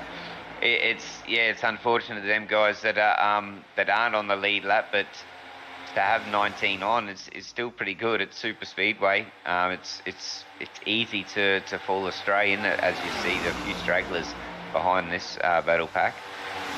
Yeah, no, as you just mentioned, as soon as you blink an eye, it can go from being first to last. So a lot to play out here, 38 into 125. Well, it settles down a little bit. We'll have a little bit of shout out to the sponsors. As I said, the Cube Retro Radio helping us bring all the action to you here on the Full Throttle Friday Night NASCAR Next Gen Series. Big thank you to the Cube Retro Radio. Please jump on to all their socials, even jump on to their radio station, support them, listen to all their retro music. I believe they bring you 60s, 70s, 80s, and 90s type of poppy rock type of music. So jump on and have a look at them. I'm sure you'll be able to get them on their podcast or on iRadio or one of those things that we do have here in the modern world these days. So jump on and do that one. So Peter, it's really great to have people like the Cube Retro Radio a part of series like the Full Throttle Friday Night Next Gen Series. Oh, definitely. It wouldn't go ahead without the awesome sponsors. And yeah, jump on board. I just asked you guys off air what sort of music, and I think that's my style of music, so I'm definitely going to check them out. That's the Cube Retro Radio, and we thank them for supporting the league and everything they're doing, because have a look what they got on display here. These guys, the top 10 or 11 cars, there's a car that really wants to tag on the back of them. But this is what you want to see at Super Speedway. Just working nicely. The bottom line is exactly where you want to be at this stage of the race. And the draft is, you can get the draft. And what we've seen, Aidan, is it's probably a second and a half behind these cars, and you can still catch them quite quick. So the draft is quite long here at iRacing SuperSpeedway. Yeah, it definitely is. 2-3 cars in a train. I'm not sure whether they'll be able to catch 8, 9, 10 in a train. I believe the draft will be too much to catch, but I've been made to be wrong lots of times on these broadcasts, and I probably will be again. So, but we do still see Daniel Beckinsale at the front. I wonder if he's got the Cube Retro radio running in his cockpit at the moment, because he's flying there at the front. He wants to lead at the front. He's probably got the tunes cranking, cruising along, because I'd much rather be where Dan is at the moment than sitting right back in about the 20th position. But Daniel Beckinsale has a nice solid start to this race, 40 into 125. So hopefully he can keep that one going. Daniel Smith still solid, 15 positions up there in P2. Nigel Payton still sitting there in P3. Darren McKenzie, P4. And Jamie Nankervis and Joshua Carroll-Walden, 5 and 6 respectively. So they've settled down here 41 now into 125, and just sort of playing each other out, seeing what each other are doing, and seeing what their fuel strategy is going to be, and let the race sort of unfold in front of them at the moment, Peter. Yeah, NASCAR's sort of like that. And we're yellow again, Peter. My apologies. Oh, I was just about to give him a good rap too. So, it's the rear of field. These front guys, they're running so well too, and it's the rear of field to bring out a caution. But let's have a look, Aidan. Just what happened? What went on?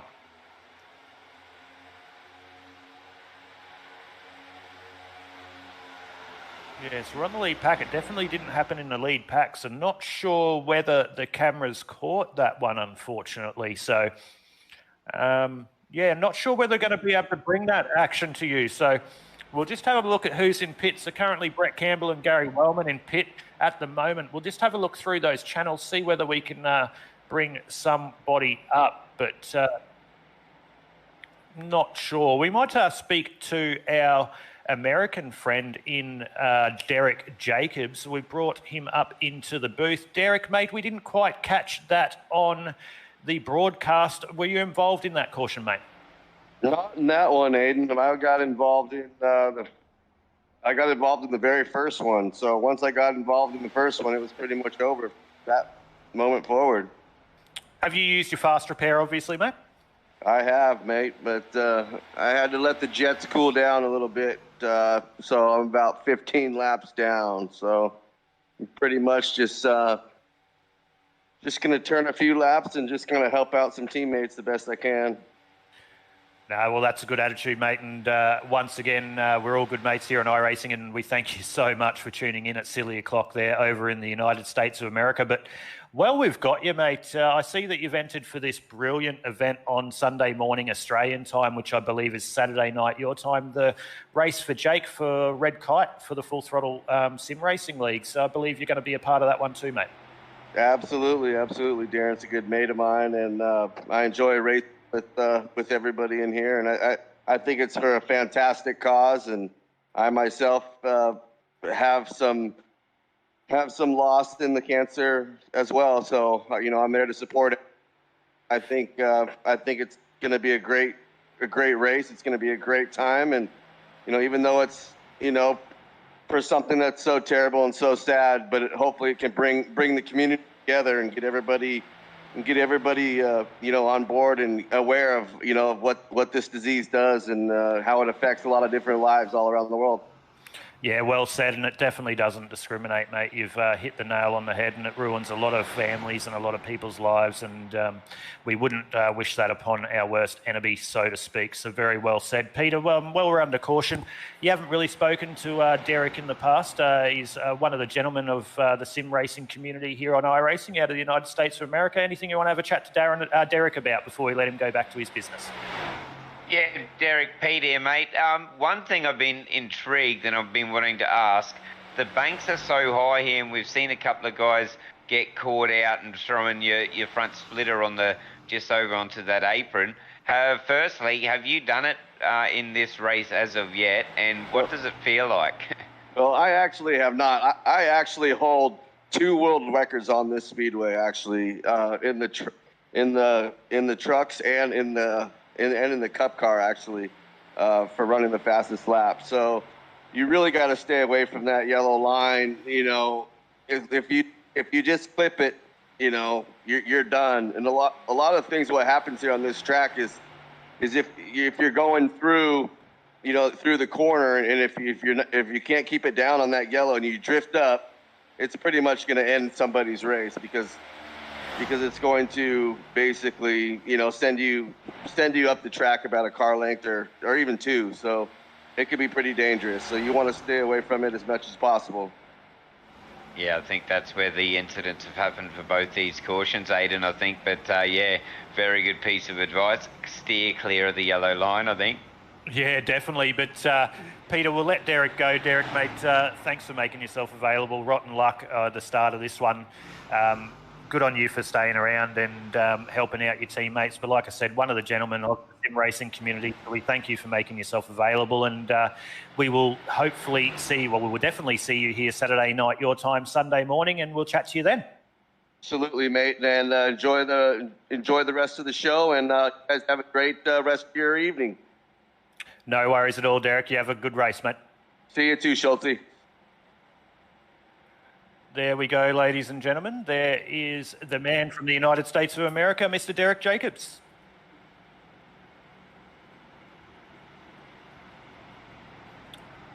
Yeah, I just heard in my ear that Paul Jackson has just told me that Brett Campbell was a part of that incident once again, and I can see that by Margaret Shadden with her comments saying, rotten luck, Brett, looks like the bank and apron combo makes 4.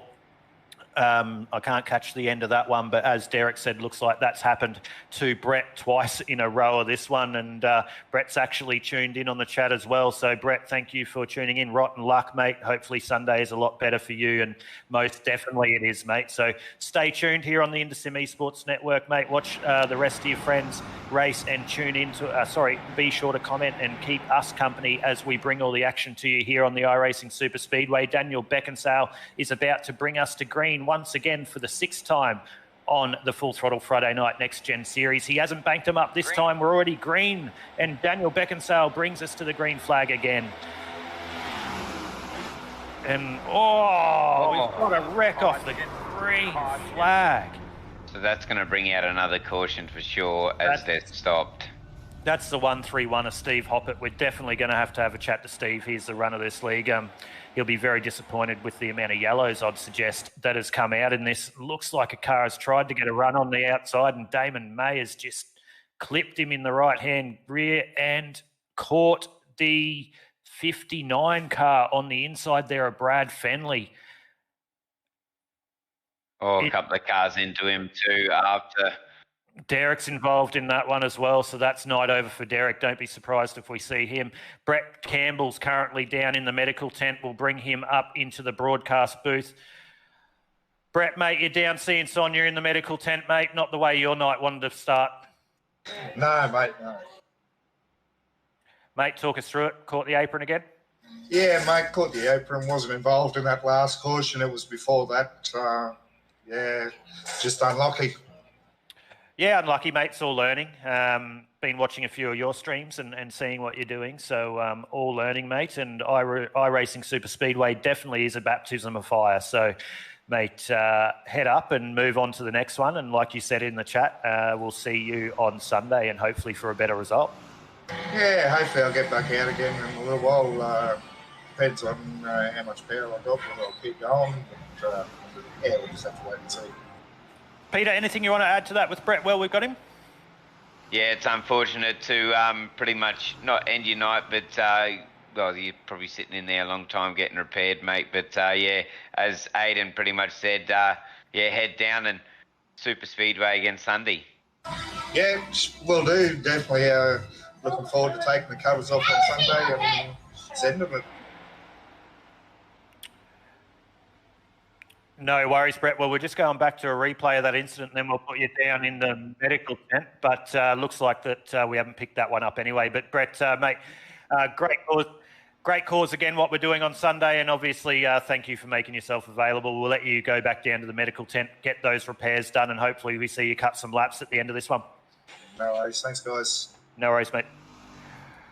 Well, there we go. Peter, Brett Campbell, unfortunate night to this one. Margaret Shannon tuning in on the chat again saying we're doing a great job, apparently. Can't be hard calling with this many cautions, and you'll be the first to agree, Peter. It can be very, very difficult. So it is, trying to keep up. Hopefully, we're bringing you the action as you like here on the InSim Esports Network. And we're nearly 50 laps into the 125. Still another hour or so of racing to go. Hopefully, we don't see another caution, but we'll see how that happens, Peter.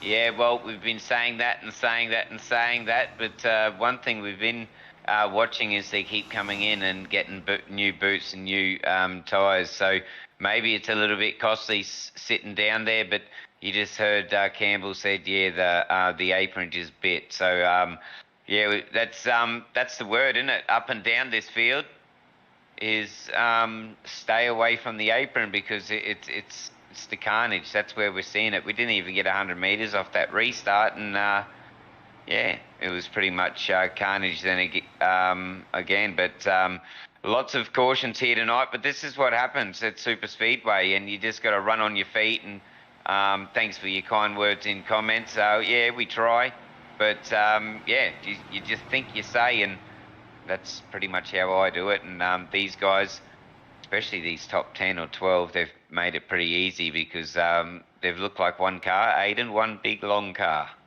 Yeah, they have. These guys at the front are doing a great job. They're 8, 9, 10 cars deep, keeping it very clean at the front. All the carnage at the moment has been mid-pack and back. So at the moment, it's a little bit of a war or attrition here on the Full Throttle Friday Night Next Gen Series, but hopefully they'll get this sorted out. Daniel Beckinsale will bring us to the lead again. To the green, rather, again. Darren McKenzie on that dreaded outside line, but we did see JCW make that work. We can see JCW just back there.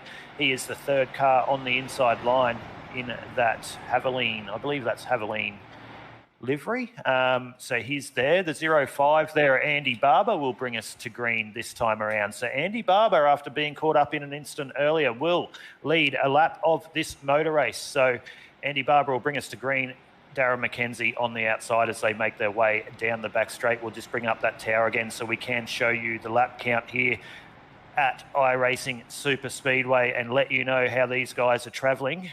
But Andy Barber will lead us to the green flag. Peter? Yeah, see, that's the beauty about Super Speedway. You never count yourself out. Anything can happen. Andy Barber was unfortunate. He's drove through the lane quite a few times now, and he's leading this motor race, Aiden. But yeah, never count yourself out. Anything can happen. That's what I'm saying to the drivers. And get down, but not too close to that yellow line. So that's what I've taken. I've taken on board the advice. But I think we're going to get some green flag. But it is, I think I've mentioned before, Aiden, it's you got to settle yourself after a restart, and that's what they're struggling on. It's they've proven. Here we go, we're going green again as I'm rambling.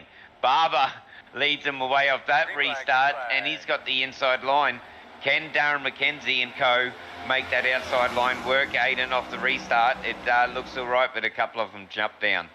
Yeah, and Darren McKenzie just said to Jamie Nankervis, without saying words, obviously, see you later, I'm not staying on the outside. So he's dropped down, and Jamie Nankervis has followed suit, and he's just settled in there in fourth position in behind Nigel Payton. So Andy Barber this time round as they go down the back straight and will cruise around on to the front straight through 3 and 4. Next time around, we'll take finally 50 laps of 125, and Andy Barber will lead a lap of this motor race. He is the Coca-Cola assassin apparently in the chat. So we see the Coca-Cola assassin at the lead of the race, Darren McKenzie, in his all-familiar second position. He sat there earlier in the race there, Peter, for a long time. He did drop back into third, but we haven't really seen Darren out of the top 6 of this motor race so far.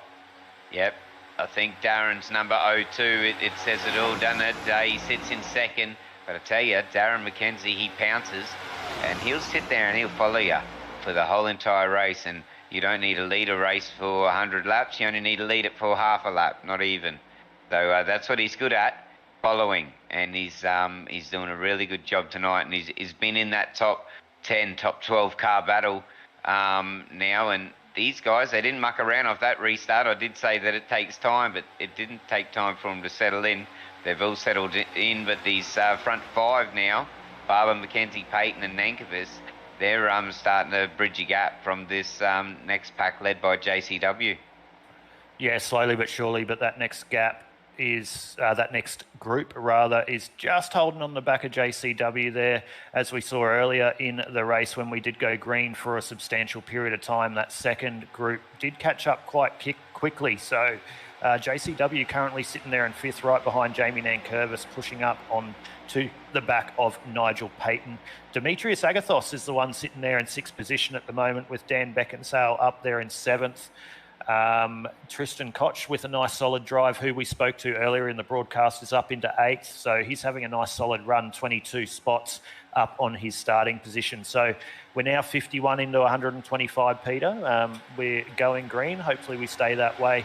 Brad Tinnan's currently back there in 15th. He was involved in an accident earlier, so was Brad Fenley. So they're still on the lead lap. Don't count those guys out. They are a little bit behind the leaders at the moment, as we see Brady Tinnan just running around on his own at the moment. So as we've seen, if a caution does come out, he's right back in this one. But we'll just make our way back to the front and watch Andy Barber lead this race. He's currently been through pit lane 4 times, so he's going to be good on fuel at the moment. He's going to have to stop again. There's no way he's going to make it to the end. I don't believe that he'll be able to get 75 odd laps out of a tank of fuel. Darren McKenzie's been through pit lane twice. Last time Andy Barber come through pit lane was on lap 31. So he's currently 21 laps into his fuel tank there, Peter. So this will give us a good indication of how many laps he can get out of fuel. But in saying that, we have done a few laps under caution too. So it's probably not going to give us the best indication.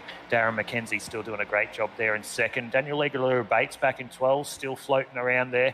We haven't said a lot about Daniel tonight, so he's sitting back there in 12th. It looks like that this front group is just working together and trying to settle this race down 52 into 125. Yeah, it's definitely been the top 10 steal the show, or not steal the show, or set the stage of how to do this thing. They've done it off the restart time and time again. You see a car just, I think he may be a lap down. We got a blinky car in there too, so throw that in the mix of everything happening. But yeah, it's been the tail that's caused the cautions, I think, throughout the night, and that was touch and go there at the rear. But it's definitely been these front guys really set the stage here tonight, and they've been really sensible. Barber's leading them away to Mackenzie. Yeah, they have been sensible, the guys at the front, but caution has definitely been the conversation of the night. And speaking of cautions, we've brought Steve Hoppett up into the broadcast booth. Steve, mate, that last restart, not very clean, that one. I'm sure you're not happy with how this race has panned out so far. Well, yeah, for me it hasn't been that bad. I mean, I got caught up in a wreck earlier where instead of avoiding the wrecked car, somebody slammed their brakes on in front of me, and I wore their rear end as a bonnet ornament, but I used up my fast repair on that and just kept ploughing away. And I was actually sitting about 15th or 16th on that restart, and Damo had a rush of blood and turned me into the wall. So, but he's apologised and everything's good. I've been doing this a very long time, and I just feel more disappointed than anything else. Yeah, mate, it's never good, but super speedways, unfortunately, sometimes can create this action. Were you expecting 6 or 7 cautions before we even got to halfway, though? Probably not. I would have expected that for the whole race, but it is a tricky track, and people are sort of having trouble dealing with it on the steep embankments. I think we've seen at least a couple of flags on the steep embankments. One of them came because somebody hit the apron earlier.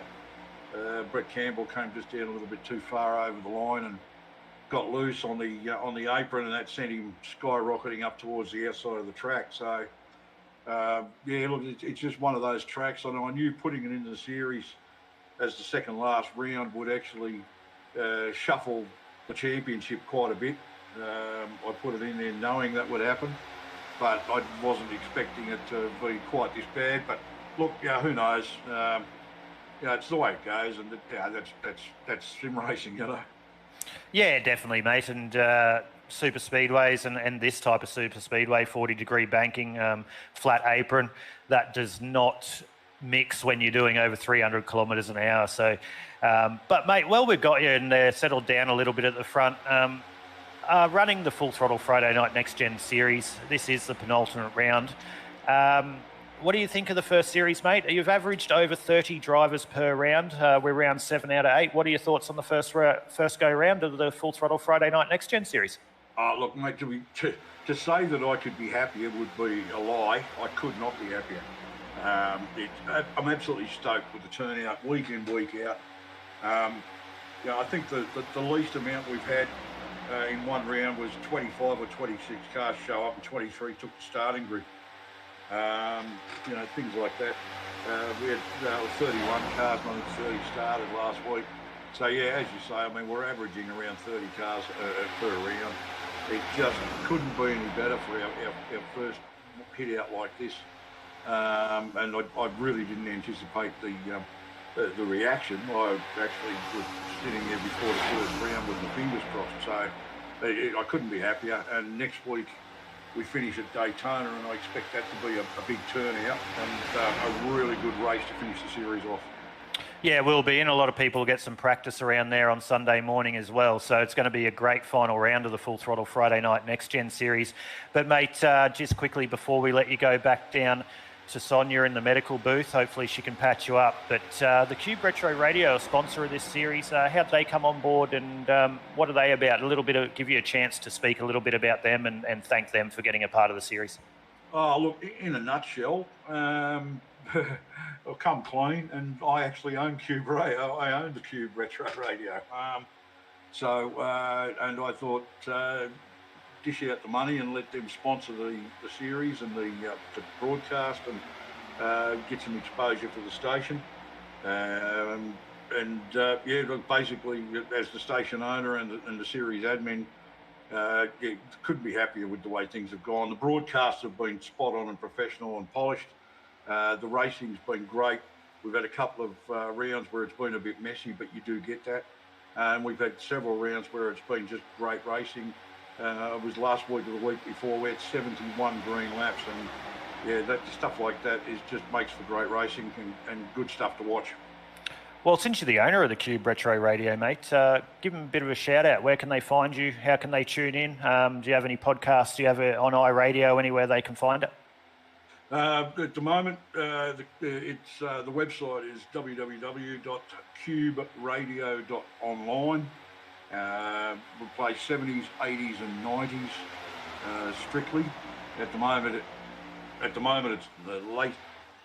Sorry, I've got the iRacing in my head. I've got lost track where I was. Sorry, guys. You're right, mate. So 70s, 80s, 90s. Late 70s at this stage, so from 75, 76 onwards, up to 99.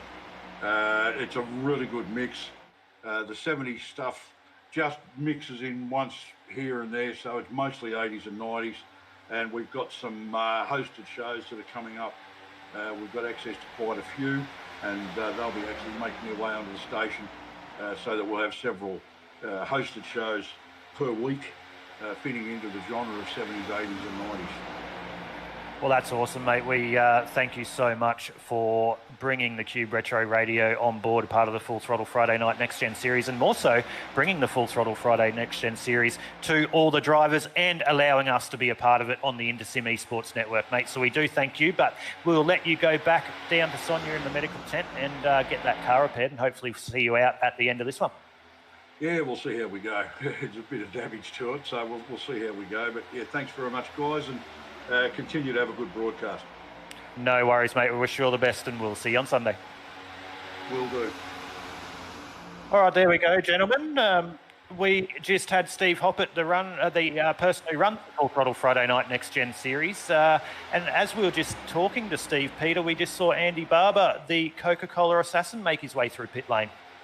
Yeah, I was waiting for him. He was out there a long time, but he hands over the lead to Mackenzie. I wonder now these guys are all settled in. We're set for some green racing here, I think. Look at them, all level heads. line astern. Mackenzie, Peyton, Enkovas, JCW, Agathis, Beckinsale, Koch, Weston, Smith, Aguilera, Bate is your 10. Is a out of sequence car going high, and that's good to see. But down the bottom, these guys look now breakaway. We seen earlier on in the race, I think we started with 8, broke away to 6, 4, 3, 2, caution it was. But there's front 4 now. They're starting to break away and doing a good job at it. Mackenzie leads them, and he's not in the second position. He looks happy leading. Yeah, well, he didn't really have a choice there, Peter, when Andy came into pit. So he just took the lead of the motor race. So he's now sitting there in first, as you mentioned. Nigel Payton just squealering a little bit over the back of Darren there, struggling to keep it straight. Looks like Jamie Nankervis is doing that as well. JCW just sitting there ready to pounce in fourth. Dimitri Agathos just dropping off the back there in the 66 car. So interesting to see whether he can drag up onto the back of this lead group. Daniel Beckinsale there in 6th place. Michael Shaw's just tuned into the chat too, Peter and Paul, and commented his money's on car number 1, Jason Holdsworth. So we'll keep an eye on Jason and see how that pans out for him. Michael Shaw was in this race earlier, and he was actually my pick of the race. So unfortunate for him to be out of this motor race so early, 62 laps into 125. But we will make sure we possibly have a chat to Michael as this race goes on. I believe he's currently down there speaking to Sonia in the medical tent at the moment. So we might bring him up into the broadcast later on, and we might be able to get him to speak a little bit more about what we have to bring for you on Sunday. But right now, we are the Full Throttle Friday Night Next Gen Series here at the iRacing SuperSpeedway, and your leader is Darren McKenzie, 63 into 125. They're doing a good job too, as I get me merds waxed, as I'd like to call it. PJ just says in our ear, halfway, and these guys are doing an awesome job, especially these front guys. We're all set.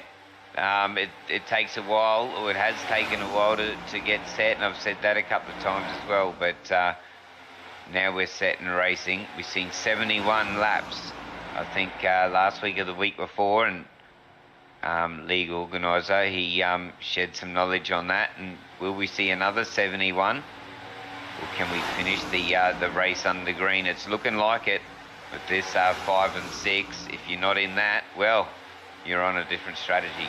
But they're still battling up and down the field too, Aidan. It's little packs, aren't they? Yeah, there's little packs forming everywhere, but I don't know about you, Peter. We've done 64 laps into 125. We've called 7 cautions. We've got a battle pack of 6.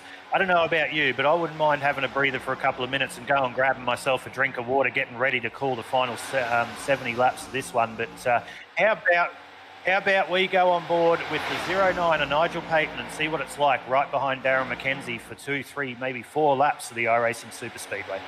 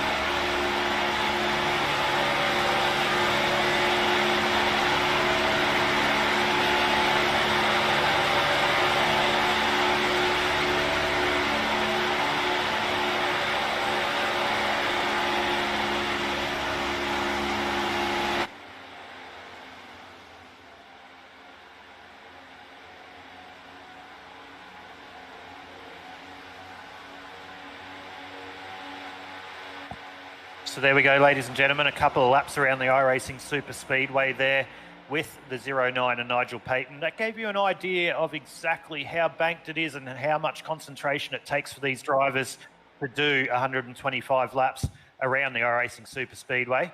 We're only 67, 125 in, so we've just gone over halfway into this one. It feels like we have been on air for a long time. We've got a long time to go yet, ladies and gentlemen. So buckle in if you are tuning in here on the InterSim Esports Network. Keep us company on all our platforms, whether it be Facebook, YouTube or Twitch. Keep those comments coming. Place your bets. Give us your idea of the race so far. Give us some feedback on the call as well. Feedback's always welcome, so jump in and do that. But while we've got time, we've made a lot of comment about the race on Sunday, but we do need to keep going back to that because it is for a great charity. And as we did say, we are bringing the Full Throttle Sim Racing League's Race for Jake to you here on the InterSim Esports Network this Sunday at 10 a.m. We'll be going live from 10:30 a.m. for 80 laps around Daytona International Speedway. It is a charity event. Feel free, whether you are racing, you're supporting someone that's racing, or anyone that wants to donate for such a great cause for childhood cancer, the RedKite Foundation. You can go on and find them at redkite.org.au. You can go onto the link that has been posted into the chat as we speak and donate. There will be a sim racing rig given away, which you can also go on and buy tickets for as well. That sim racing rig is gladly, or kindly rather, donated to you by simrigs.com. It has a value of over $900. There's only 200 tickets available, so are you going to be one of those 200 to take home that simrigs.com sim rig worth over $900 for the Race for Jake in memory of Jake McKenzie this Sunday? So we will be drawing that live on the broadcast before we go green flag racing. So as I said, ladies and gentlemen, if you are tuning in on all our platforms, Facebook, YouTube, Twitch, jump on and donate, please, whether it be small or big. Just please try and empty your pockets, whether it's $2, $1, $20, $100, whatever you want to do. It's going to a great cause.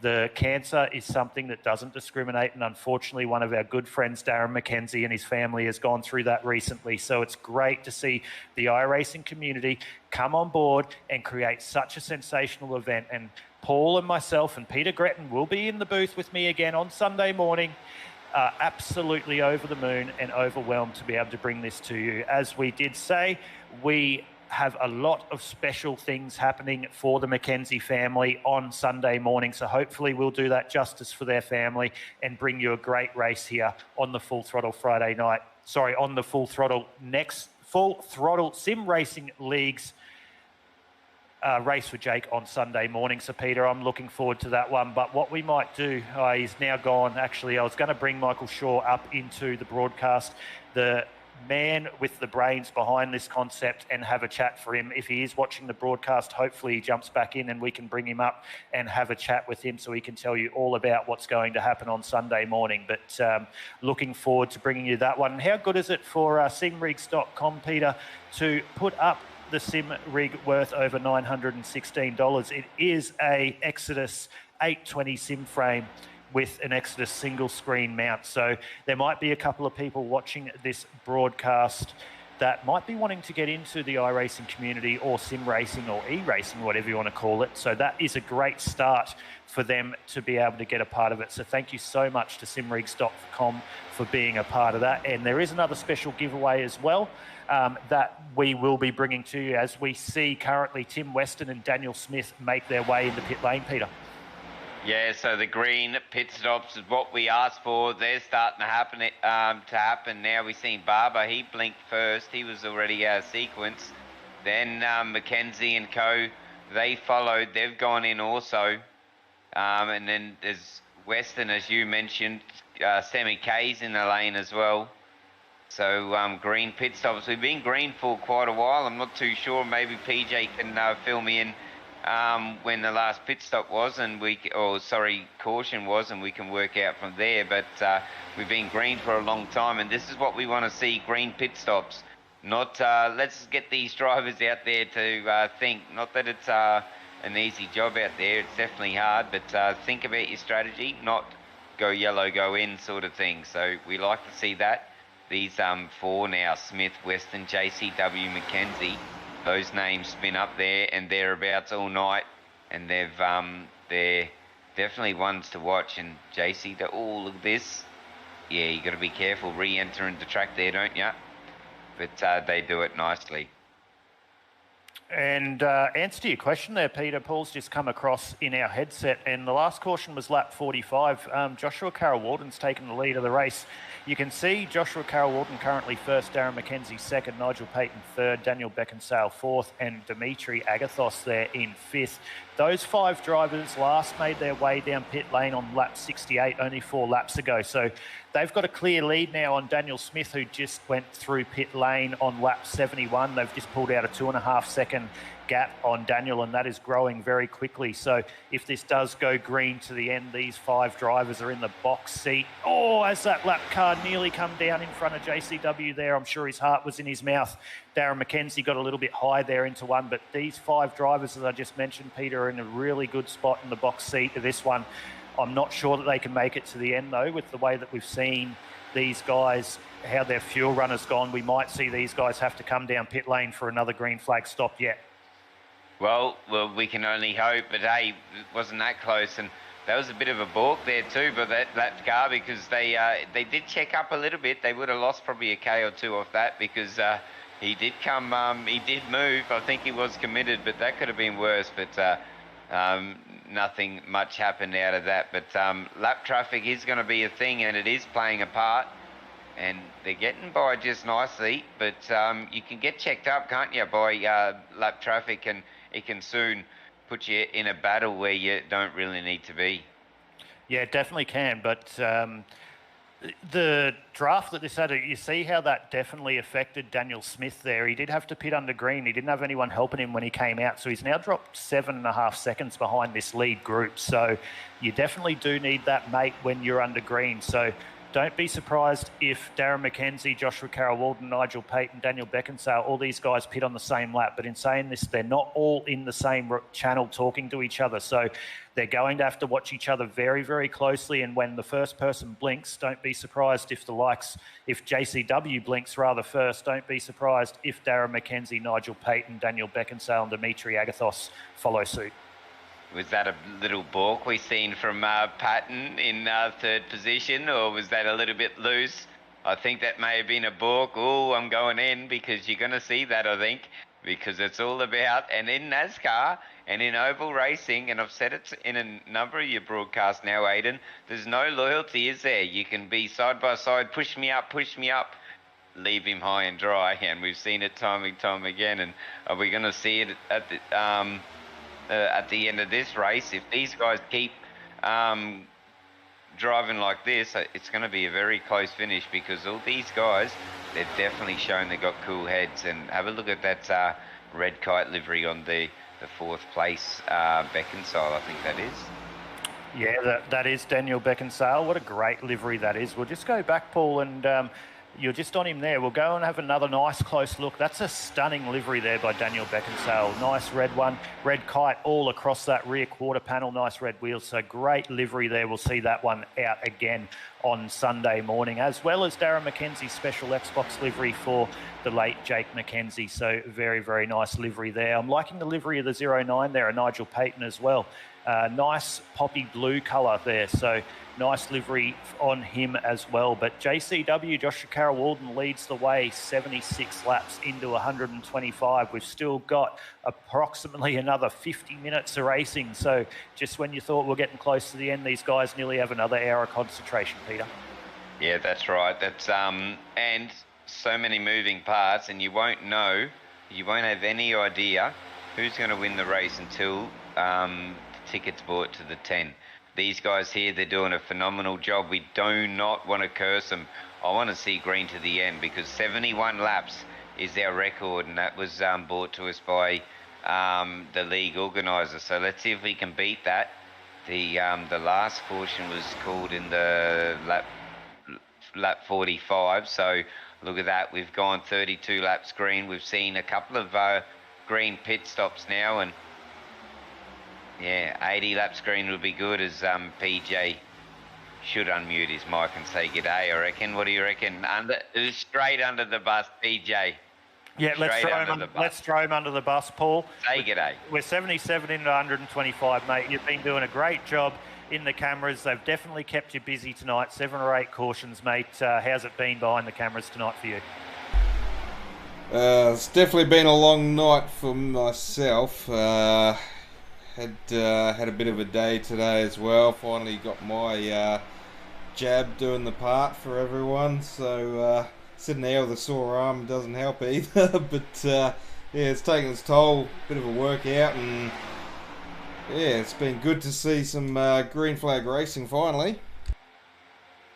Yeah, most definitely, and we thank you so much. Usually you're up here in the booth with me all the time, but our good mate Peter Gretton's jumped in again, as he will on Sunday morning, giving you a little bit of a rest. But in saying that, I don't believe you've had a rest. Your job's probably been a lot harder than ours. We've just been here talking. You've been there clicking the buttons, so doing a great job tonight, mate. And well, we got you up in the booth Sunday morning. You looking forward to that one?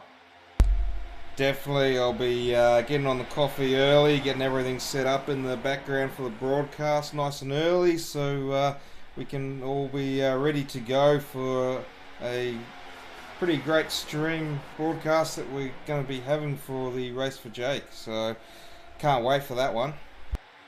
Yeah, and how good is it to simrigs.com to come on board and give away that Exodus 820 sim racing sim frame worth over $916, and all the work in the background being done by everyone, not only us from the broadcast side of view, or you more so with the broadcast, me with the commentary and interviews, but how good is it that the whole iRacing community is being a part of that event? Yeah, definitely quite a few guys jumping on board. You know, even if they're not racing, they're still donating to the RedKite charity there as well. So it's great to see everyone helping out as well. And yeah, simrigs.com coming on board with the simrig there. So hopefully that'll go to a great home, a well-deserving home as well. And I believe I spotted today the Activity Hub Bali, so Michael Shaw, who runs the Full Throttle series as well, the leagues. So Activity Hub Bali's his business there as well.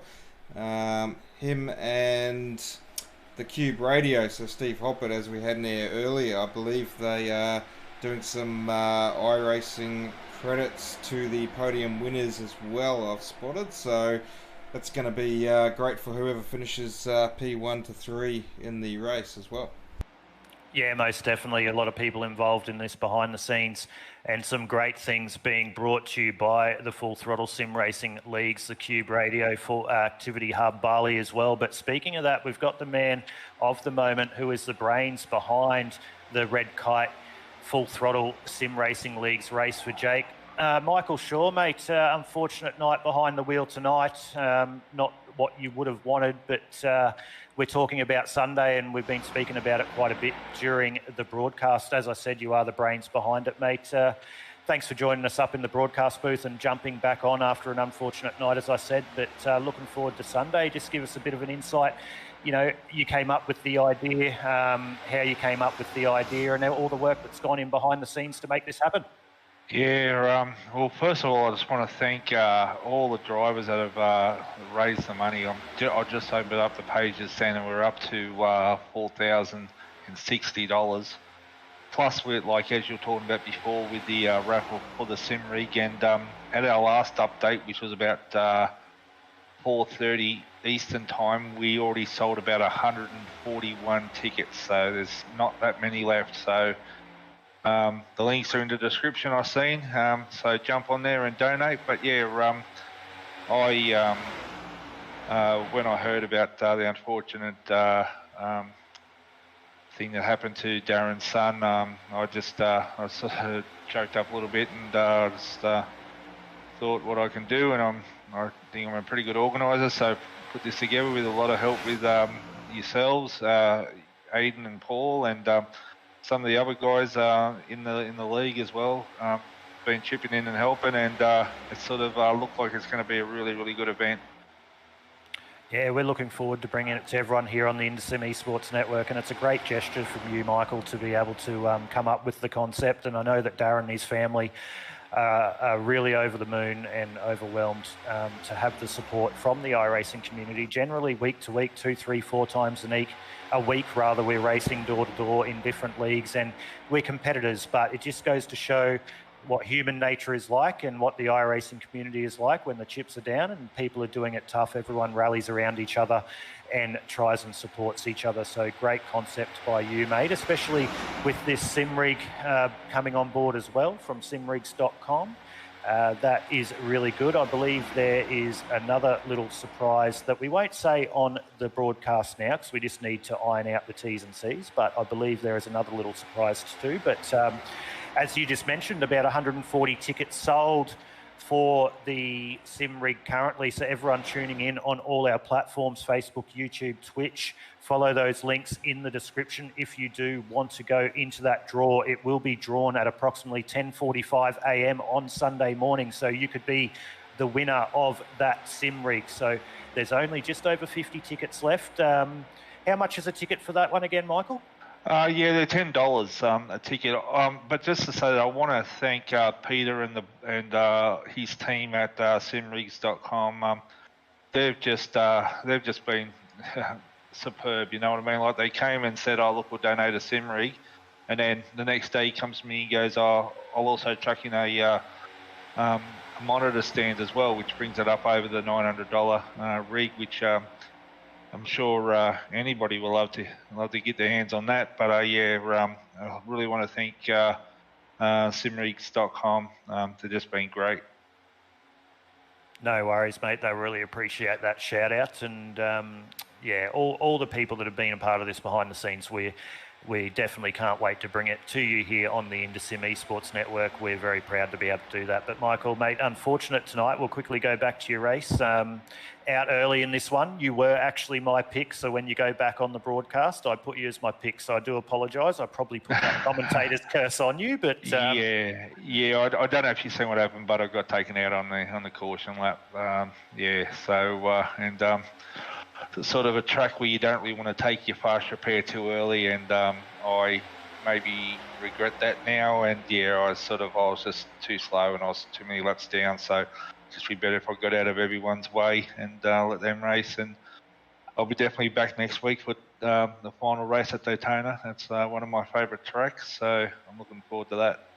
No worries. Well, hopefully you go better next week in the final round of the Full Throttle Friday Night NASCAR Next Gen Series. As Paul did mention before we let you go back to Sonia in the medical tent, you do run the Full Throttle Sim Racing Leagues, if I can get that out. Steve Hoppett obviously runs the NASCAR Full Throttle Friday Night NASCAR Next Gen Series, but you're the brains behind the Full Throttle Sim Racing Leagues. Were you expecting the Next Gen Series to be as popular as it has? I always thought there'd be definitely interest there, and having you guys come on board, like when there's a league that's actually broadcast, that sort of ups the ante a bit as well. But we've been getting regular 25 to 30 odd drivers a week, you know what I mean, and that's great, you know what I mean.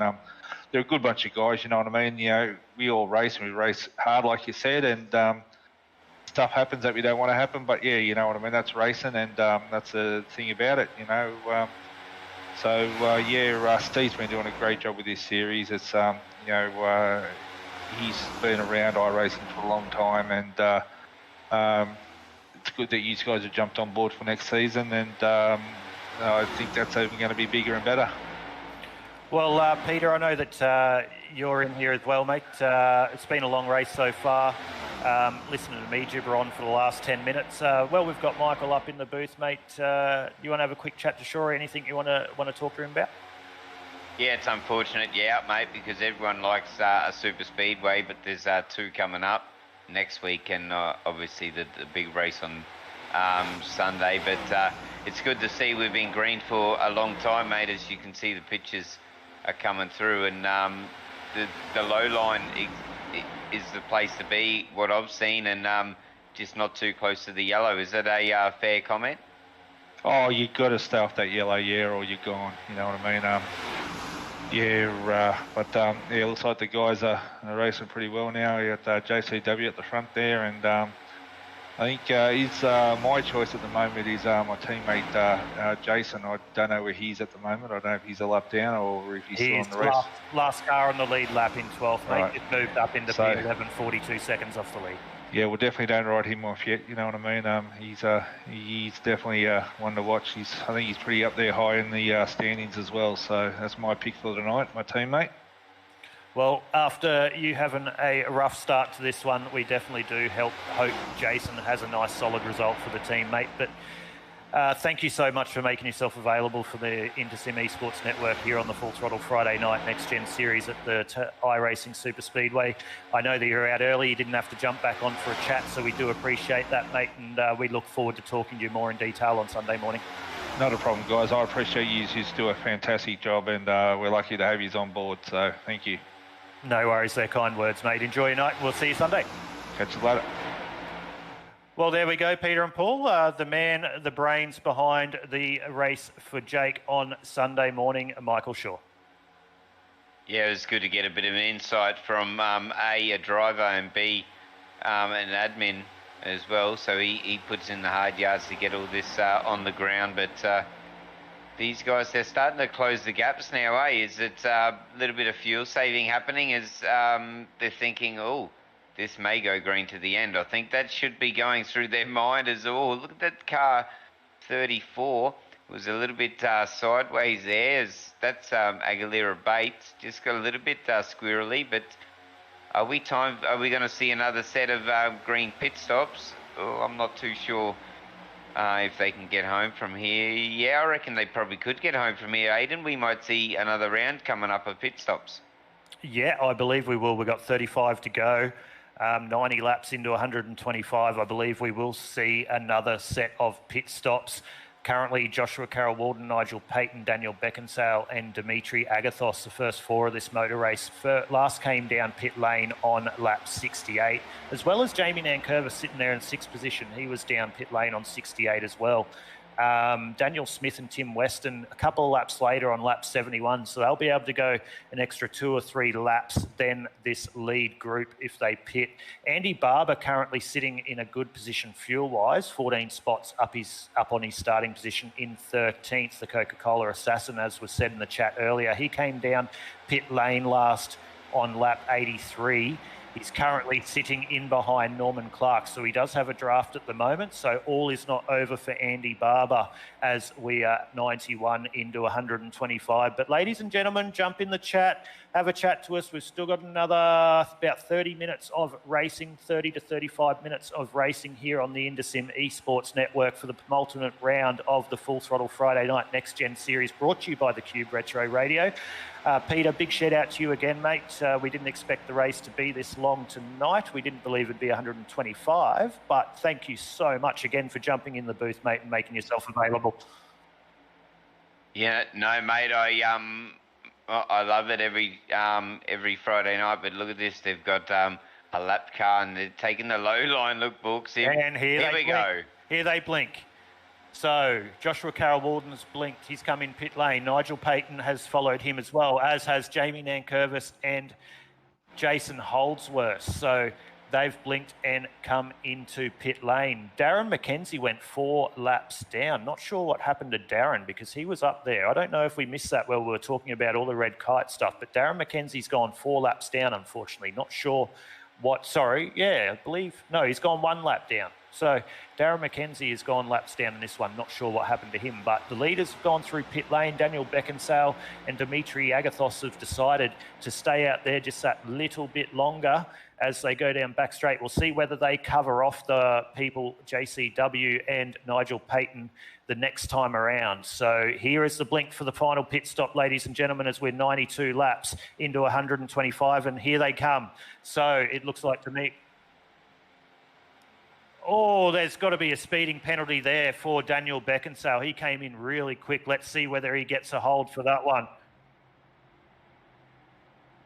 Keep an eye on his time in pit. It'll be fairly obvious because you'll get it. If it is, it's a stop and hold 40 seconds. So busy pit lane again. Yeah, that was a good send too. Well picked up, Paul.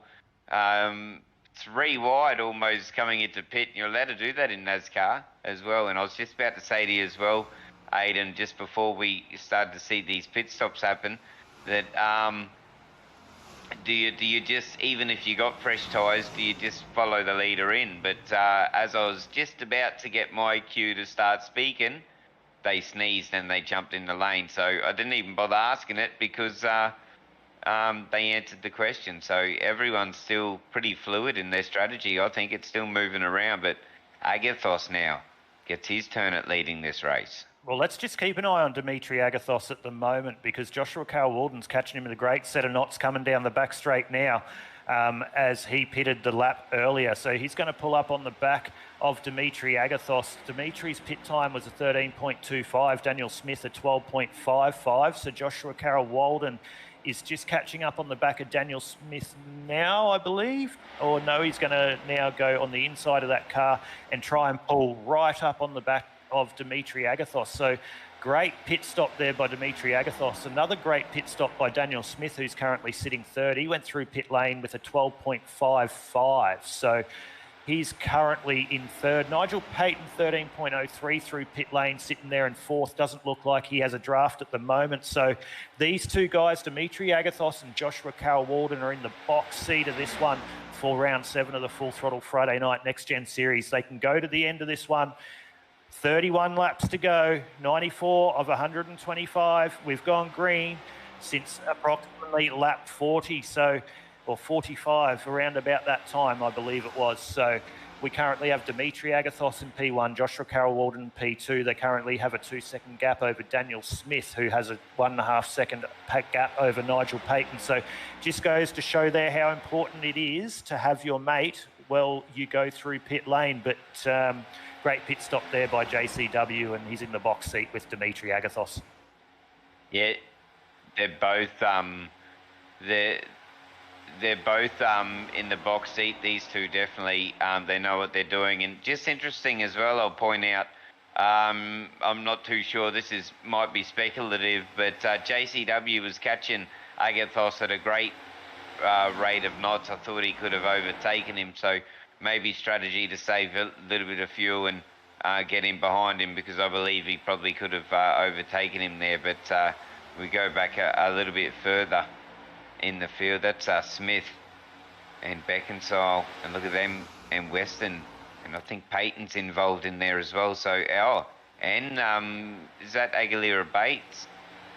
That is Dave Oliver at the back of that one there, Pete. But let's keep one eye on this, because we've got Dimitri Agathos and Joshua Carl-Walden leading at the front. But this group of 4 of Daniel Smith, Daniel Beckinsale, Tim Weston, group of 5 rather, Nigel Payton and Dave Oliver, if they can stick together, they should be able to, over the last 29 laps of this race, possibly range up on the back of Dimitri Agathos and Joshua Carl-Walden to make this a 7-car fight for the lead.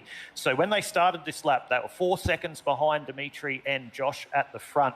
They've currently brought it down to 3.5 seconds in the matter of half a lap. So ladies and gentlemen, everyone tuning in, keep an eye on this 5-car group and that gap at the front, because it is coming down at a rate of knots. Last lap, Daniel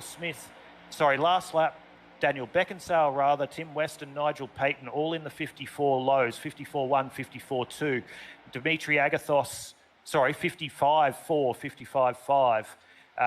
Last lap they all did similar, but we're seeing that gap come down really quick. 2.8 seconds now Daniel Smith has behind Joshua Carl-Walden. So keep an eye on this one, ladies and gentlemen.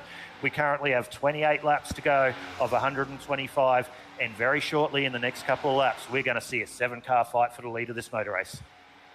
Yeah, and very shortly we're going to tick over, I don't want to commentator curse it, we're going to tick over the longest green racing that we've had in the series, but that's 71 laps. We've still got a way to go, but yeah, Agathos and JCW, they know what they're doing, but rightly brought out that Smith and Beckinsale, they've got the ticket, I think. They're on the right ticket, because they're going to have the greener tyres. If this runs green to the end, they can get home. So it's all about tyres, isn't it, in oval racing? Who's got the greener tyres? Because tyres is worth time. Yeah, it is. I'm not sure how much they're worth around the iRacing SuperSpeedway, though, Peter. I can't really comment on that. I don't believe they're worth anything in these next-gen cars. We did see when they brought them out, the tyre wear was very minimal. So I know moving into Patch 4 update in December that it'll probably change again. They're currently always working on these next-gen cars because we'll be running them in all the leagues that we run next year, whether it be through commentary or in the races that we actually race. Because surprisingly enough, myself, Paul, and Peter all do drive as well. So, yes, it's not so much a tyre wear race as it is a fuel race. So we'll go back to the front now. It's now down to 0.7 of a second between Daniel Smith and Joshua Carroll-Walden. We're about to have that 7-car race for the lead of the motor race, as I said, Peter, and strap yourself in. It's been a long 98 so far, but if these 7 cars join together, it's going to be a real quick 26. Yeah, well, it's all linking up, and it's always... It was always called, wasn't it, the last to 10, 15, 20 laps is going to be nail-biting, and it just looks like they're almost stalking them, isn't it? They've just been catching them and catching them and catching them, but have a look at this now. You might as well say this is a 7-car battle because they're all but in their draft. 5 plays 2. I think that draft is going to win, and you're right to say, look at this. They're right up on the toe already. Are they going to go around? Are they going to go around? Here we go. Here we go. We may see them. We may see them lose.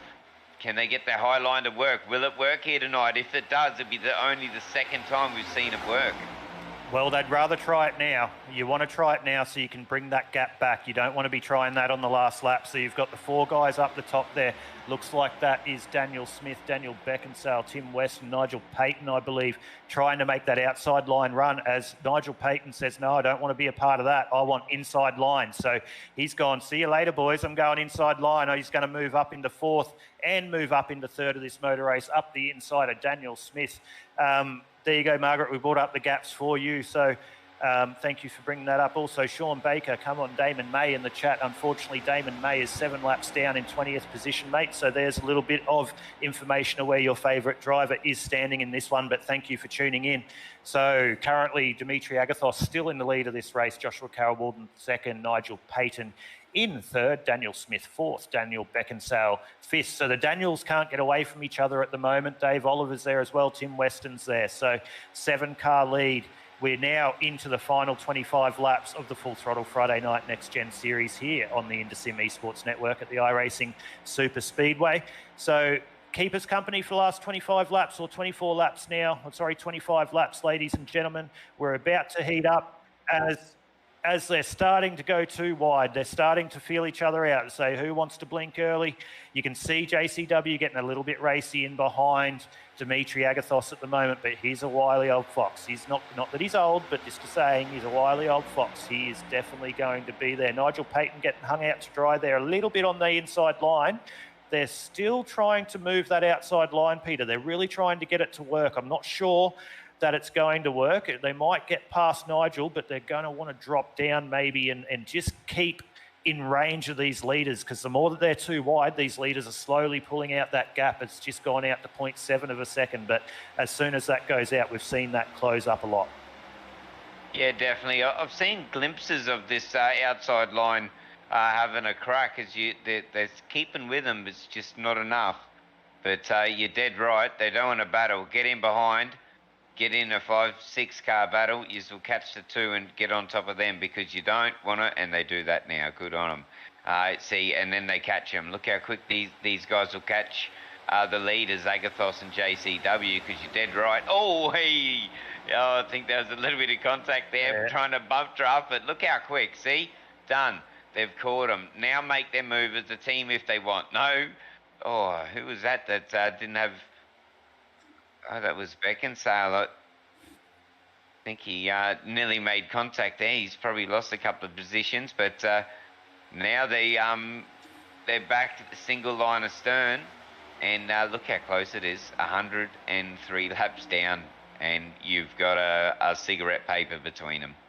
Yeah, and it looked like Daniel Beckinsale, as you said, just went wide, but that's now going to put him behind a lap car. Hopefully that lap car is going to want to work with him, because he's just dropped to about 1.5 seconds off the lead of this race. It's now a 3-car battle at the front: Dimitri Agathos, Joshua Carroll-Walden, Nigel Payton. So Dave Oliver, Daniel Smith are going to want to push really hard up onto the back of these front three. You can see the 35 there, Joshua Carroll-Walden, pushing really hard on Dimitri Agathos, saying, come on, mate, put your foot on the accelerator. Let's go, let's go.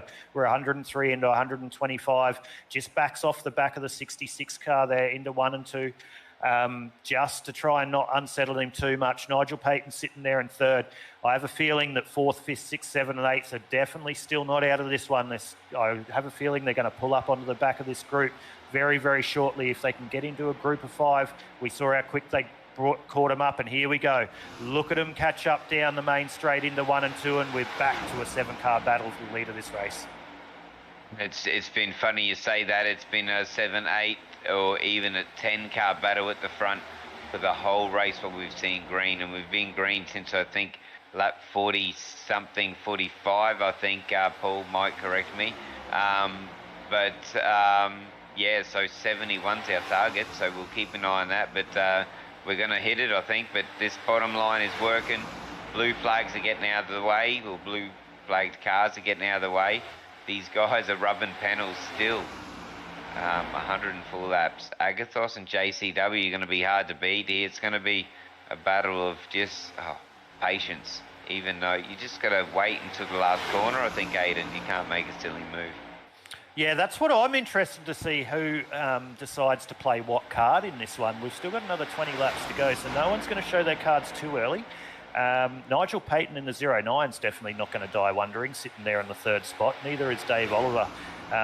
Don't expect them to finish in these positions, ladies and gentlemen. This is Super Speedway racing. Another 20 minutes of racing to go, and we're going to find out who the winner of round 7 of the Full Throttle Friday Night NASCAR Next Gen Series is. So strap yourself in for 20 laps. It might look a little bit pedestrian now, but I'll guarantee you within 10, 15 laps, we're going to see some moves made. You're going to, Nigel Payton gets touched on the back. What a great save there by the 09 and Nigel Payton. He's going to drop right off the back of this pack. That could be his motor race. Looked like the likes of Daniel Smith, it may have been, just got into the back of him on the entry to 3 and 4. That shows you how hard they're pushing down the straight. But as we saw with JCW earlier, he just backed off a little bit of Dimitri Agathos just to try and not allow that to happen. So unfortunate there for Nigel Payton. He's dropping 4 seconds, and that's actually going out further and further as we speak. And again, JCW and Dimitri Agathos make a little gap there on now, who's the 3rd place of Dave Oliver over the rest of the pack. But we see Dave Oliver move up wide there, I believe.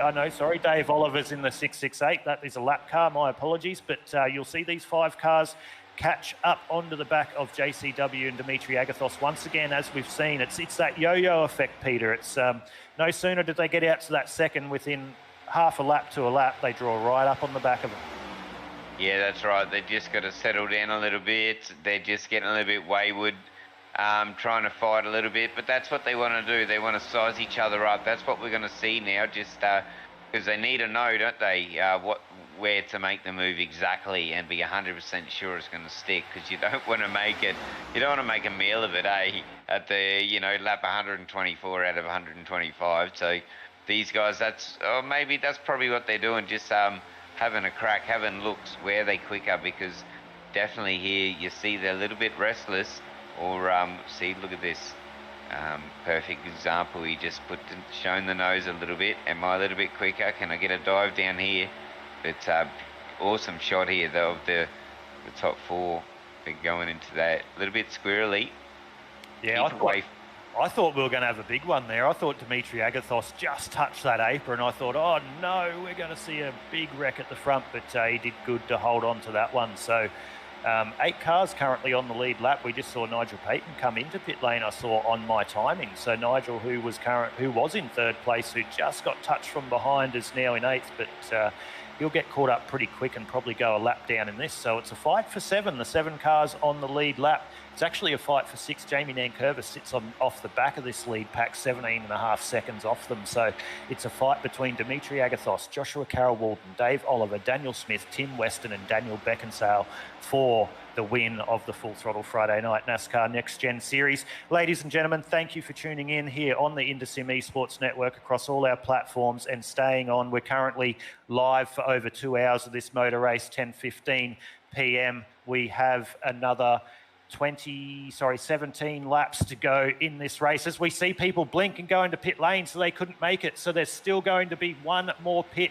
for Dimitri Agathos and Joshua Carroll-Walden. They can't make it to the end either. So Dave Oliver, Daniel Smith, Tim Weston, Daniel Beckinsale have all come into the pit lane. They are from Bin Chicane Racing and they are all pitting together. So this is going to be really interesting to watch, Peter. 4 cars in pit lane. They're going to work with each other really, really hard when they come out to try and push and get in front of Dimitri Agathos and Joshua Carroll-Walden. Let's keep an eye on board with Joshua Carroll-Walden and Dimitri Agathos now as they go down the back straight into 3 and 4. Let's see if they cover them off and try and blink and try and cover them off, rather, 109 into 125. But this is going to be a really, really good battle to watch. So if the 66 and 35 of Agathos and Carroll-Walden come into pit lane now to cover that off, as they do, let's keep an eye on these guys as they go into pit lane and watch where they come out in comparison to the likes of Daniel Smith, Dave Oliver, Daniel Beckinsale and Tim Weston. Looks like they both pulled up well into pit lane there too, Peter. Yeah, that was a good pit entry, wasn't it? Yeah, I was a bit caught short there. I thought they were going to make it to the end. But 15 lap splash and grab. Yeah, so get the fuel in that you need to get home. I don't think they'll change tyres. They'll just whack some fuel in and off she goes. But we'll get 7.7 seconds for can't remember who that was. That's Carroll-Walden. Yeah, watch this, Peter. As they come down the main straight, you've currently got on board now with Daniel Smith and Dave Oliver. That seems like they've made the break on Daniel Beckinsale and Tim Weston, so we'll keep an eye on them as they go into 1 and 2 and see where Joshua Carroll-Walden and Dimitri Agathos come out in relation to this one. All their pit stops are within a tenth of each other. Everyone that's gone through pit lane there in contention for this motor race. So let's just keep an eye on this 313 and this 668 of Daniel Smith and Dave Oliver and see where they are in comparison to Joshua Carroll-Walden and Dimitri Agathos. Looks like Joshua Carroll-Walden's falling down the timing sheets in gap. Let's just wait and see. They just pass a car there as they go down the back straight. So let's just wait and see this one play out. But in saying that, Jamie Nankervis leads this motor race currently. So he last come down pit lane on lap 91. So I don't believe he can make it to the end. If he can, it'll be an absolute stellar drive from Jamie Nankervis, but he's 20 seconds in front of Joshua Carroll-Walden at the moment. So let's just let this play out. Let our live timing catch up. But Joshua Carroll-Walden currently in second, Dimitri Agathos in third. So not sure what happened there, guys, because Daniel Smith and Dave Oliver had the same pit time as Carroll-Walden and Agathos, but they've currently got a 7-second gap on them. So not sure what happened there. That's definitely the entry and exit of pit lane where they lost a lot of time there, gents.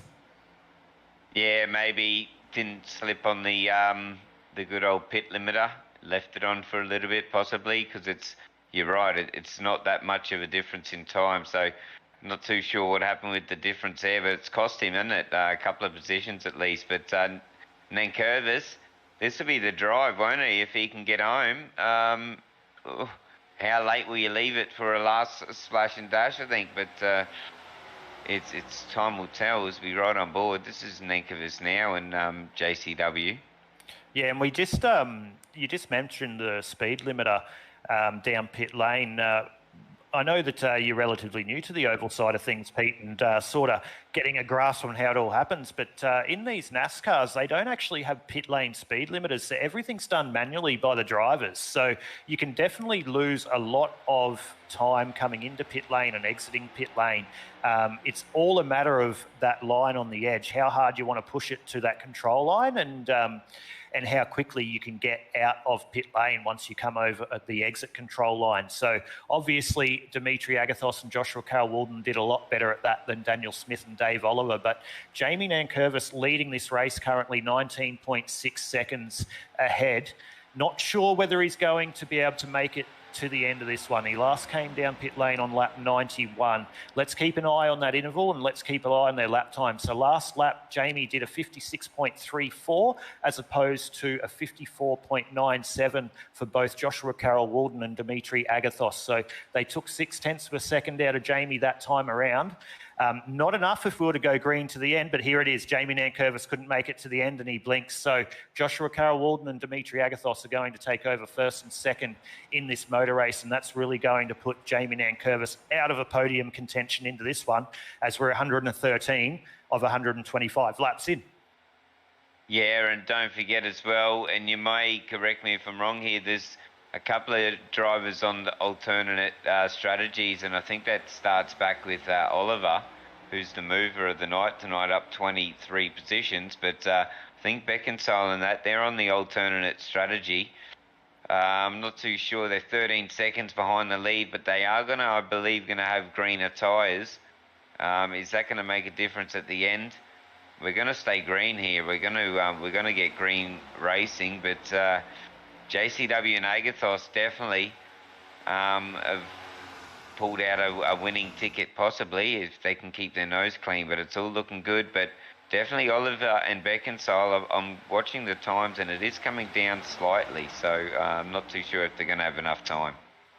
Yeah, not sure. They're currently sitting 12.5 seconds off the lead of the race. They'd want to be pulling at least a second a lap on this lead group, or these lead two rather, but they've got, I believe, the Coca-Cola Assassin in behind them there, which will be helping pushing them along.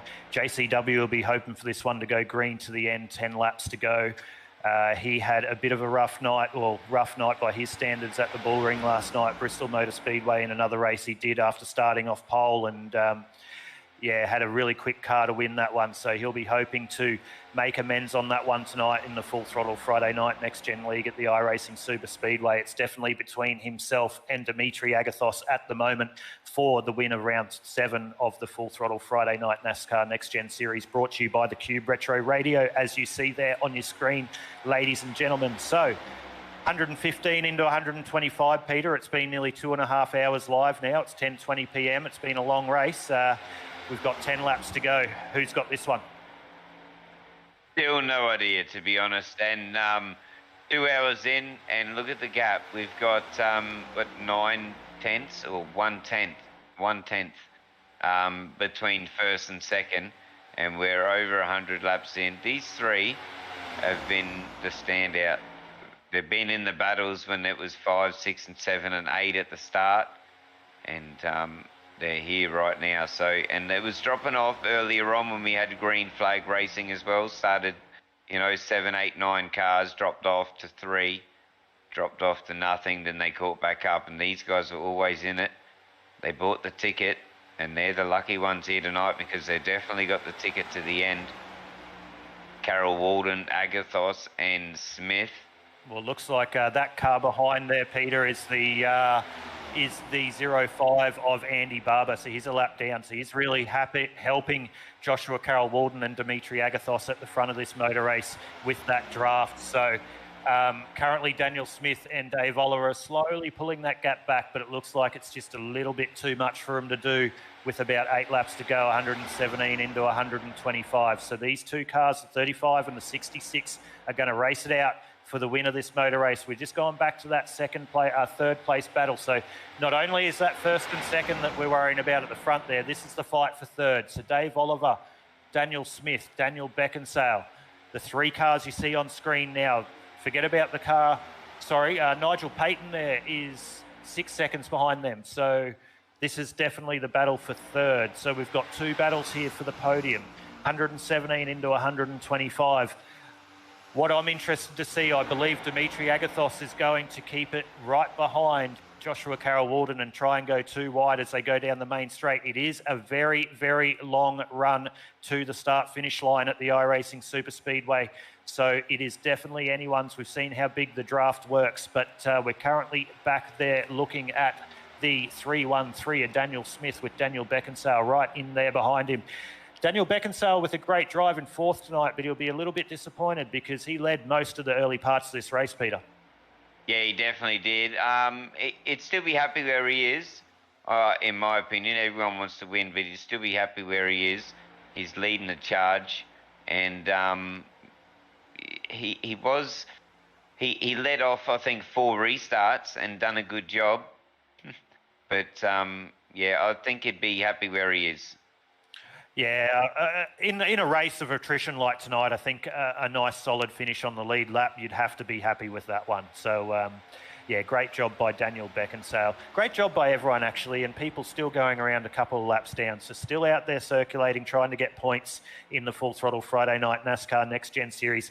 But what I am really interested about at the end of this one, once we crown the winner for round 7, is to see how these provisional championship points do play out, that we will bring to you live here on the IndySim Esports Network once this one all finishes up and we speak to the podium getters. So we are just about to go 6 laps to go next time past the strike. Joshua Carroll-Walden leading this one still, Dimitri Agathos in second. Daniel Smith brought that gap back down to 11 seconds, but 6 laps to go. They are definitely out of a chance to win this one, but it's a battle for first and second and a battle for third at the moment. So 2 separate races. So we'll keep an eye on that one. So Joshua Carroll-Walden still in front. Looks like Andy Barber wants to get up on the outside there. So interesting from Andy Barber, a lap down. Looks like he just popped out a little bit just to keep that car a little bit cool. So it must be getting a little bit hot there for him. So now 120 into 125. JCW against Dimitri Agathos, the 35 versus 66. All the viewers tuning in here on the IndySim Esports Network, who's it going to be, the 66 of Joshua Carroll-Walden or the 88 of Dimitri Agathos? Give us your pick. 5 laps to go. They're down the back straight, Peter. 5 laps to go next time past the strike. Yeah, well, they're going to really start to line them up, and I think, and you pointed out before, it's a very long straight before you get to the control line, the finish line. So do you pull out early, or do you just hang in there and just pull out at the last minute and hope you've sort of jagged it? But I think it's try and get the draft for as long as you can on that last lap. I think he's just going to stick here, to be honest, and just to see what happens. But it's definitely on here. Look at this one as well. I think if we go back to if I answer your question there, Peter, directly, that who's going to win this and how they're going to win it when they're going to pull out. I actually think that Andy Barber is going to play a big part in the finish of this motor race. He won't race a lap down, but what I believe Dimitri Agathos is hoping for, he can't just sit there behind JCW, so he's going to have to make that move. And the only way he's going to make that move is on the outside of JCW off the exit of 4. So what I believe he's hoping in the back of his mind is that when he goes high to try and get JCW on the exit of 4, that Andy Barber jumps in behind him and pushes him to the win. So I think Andy Barber might play a little bit in the end of this race and who's going to win it, but God knows what happens there. But this is the battle currently for third place. Daniel Beckinsale currently has that one over Dave Oliver, and Daniel Smith's now joined the party to make it a 3-way battle for third, 122 into 125. So it's going to be 2 battles. Don't know how we're going to watch both of them. They're only 7 seconds now behind the lead of this race, so it looks like they've left their run a little bit too late, but they are definitely catching up. Next time past the strike, JCW will bring us to 3 laps to go for the Full Throttle Friday Night Next Gen Series. Round 7, the penultimate round. Next week, we will take you to Daytona International Speedway, and we will crown the inaugural Full Throttle Friday Night Next Gen Cup Series champion. But for now, we have 3 laps to go at iRacing SuperSpeedway, and we're going 3 wide for third place. They're not willing. Sorry, this is first place. My apologies. So Dimitri Agathos wants to take the lead of this race. He does not want to sit behind JCW. And there's Andy Barber trying to push him, but Andy's just going to sit there. So that could be Dimitri just having a little bit of a look and saying, okay, that's what it's going to do on the last lap. So there we go. He's shown his cards to JCW early. So they come down the back straight. Dimitri Agathos right in behind the 35 car of Joshua Carroll-Walden as they come out of 4 Hill. Here, will Dimitri show his nose and try and test that run? Because next time past the strike, they'll have 2 laps to go. So into 3 and 4, we're about to go. Andy Barber currently in Ninth position, just that lap down, sitting in behind Dimitri Agathos. So JCW in first. Let's watch Dimitri here. Is he going to poke his nose out of 4 and just have a look? So here it goes. He's got the draft. No, he's just going to sit in there. He's just seeing. So it doesn't look like he's getting enough draft to be able to get him down the strike, get him to the strike if they currently stay that distance. So Dimitri's going to have to put it really close to the 35 of JCW to have any chance of winning this one. 2 laps to go, Peter. Yeah, I think that's going to be the trick, eh? I think it's follow him down the straight, and pull out with only just enough time to get across the line, because he's had a crack, hasn't he? But he just can't seem to get the draft. But time will tell. We still don't know who's going to win this thing.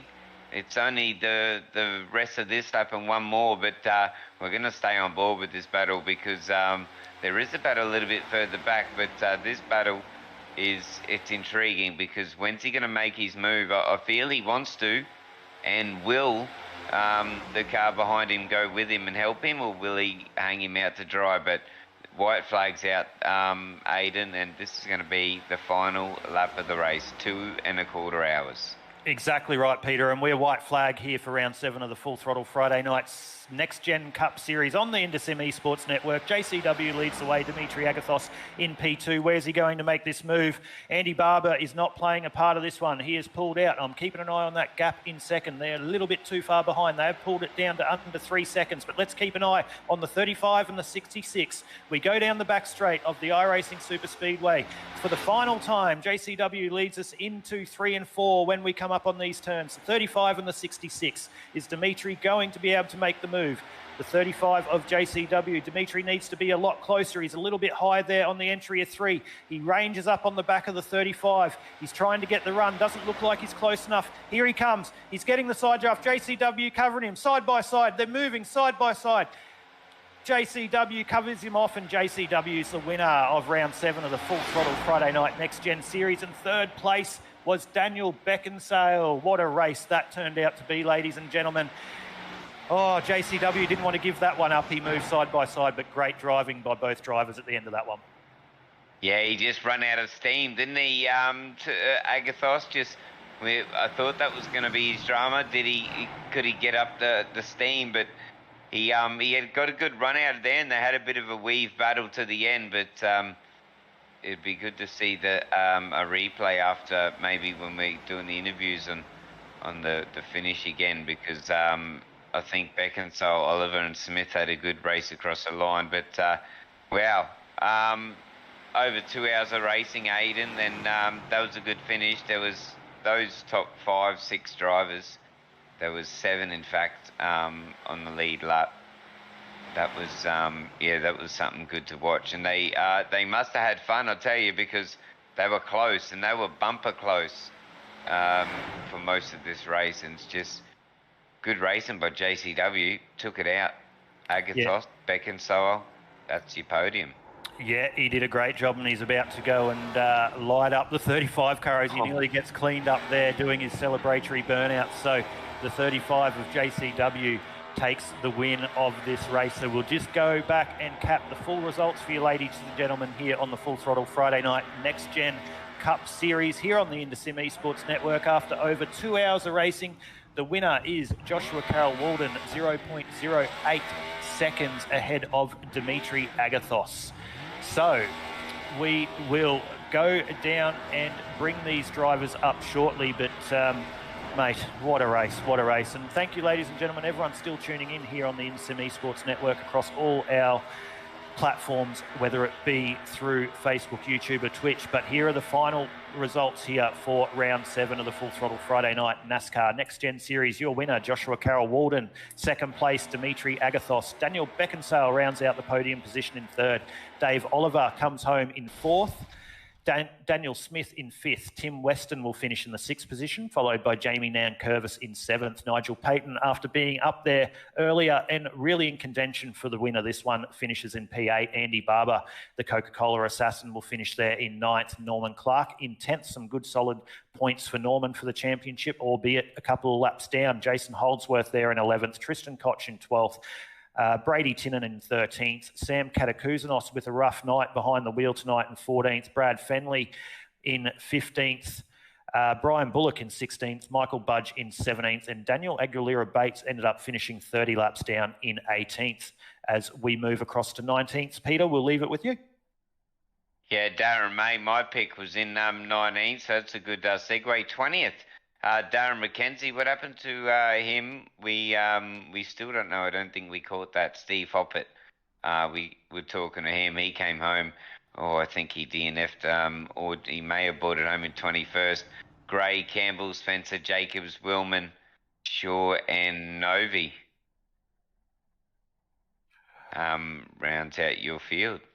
All right, well, we'll bring the podium getters up into the broadcast booth. So we'll have a chat to them, and we'll start with your third place getter, Daniel Beckinsale. Mate, 2.5 hours nearly a racing.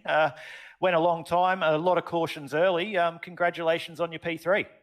Yeah, no, thanks, mate. It was a good race in the end there. Green flag running, I think, for almost half the race by the time a few things have been sorted out. Just unfortunate super speedways. Like, you get big fields in Full Throttle, a great series to play in, but when you're on big 3 mile super speedways, unfortunately, you know, the draft and the suck works a little bit too well.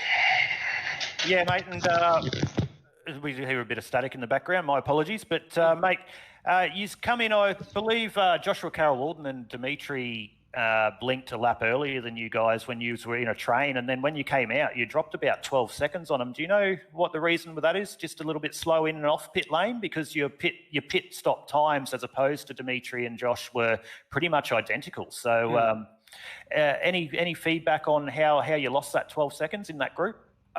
We actually were the ones who blinked a lap early, so we made a late call. We knew that, you know, we were short on fuel.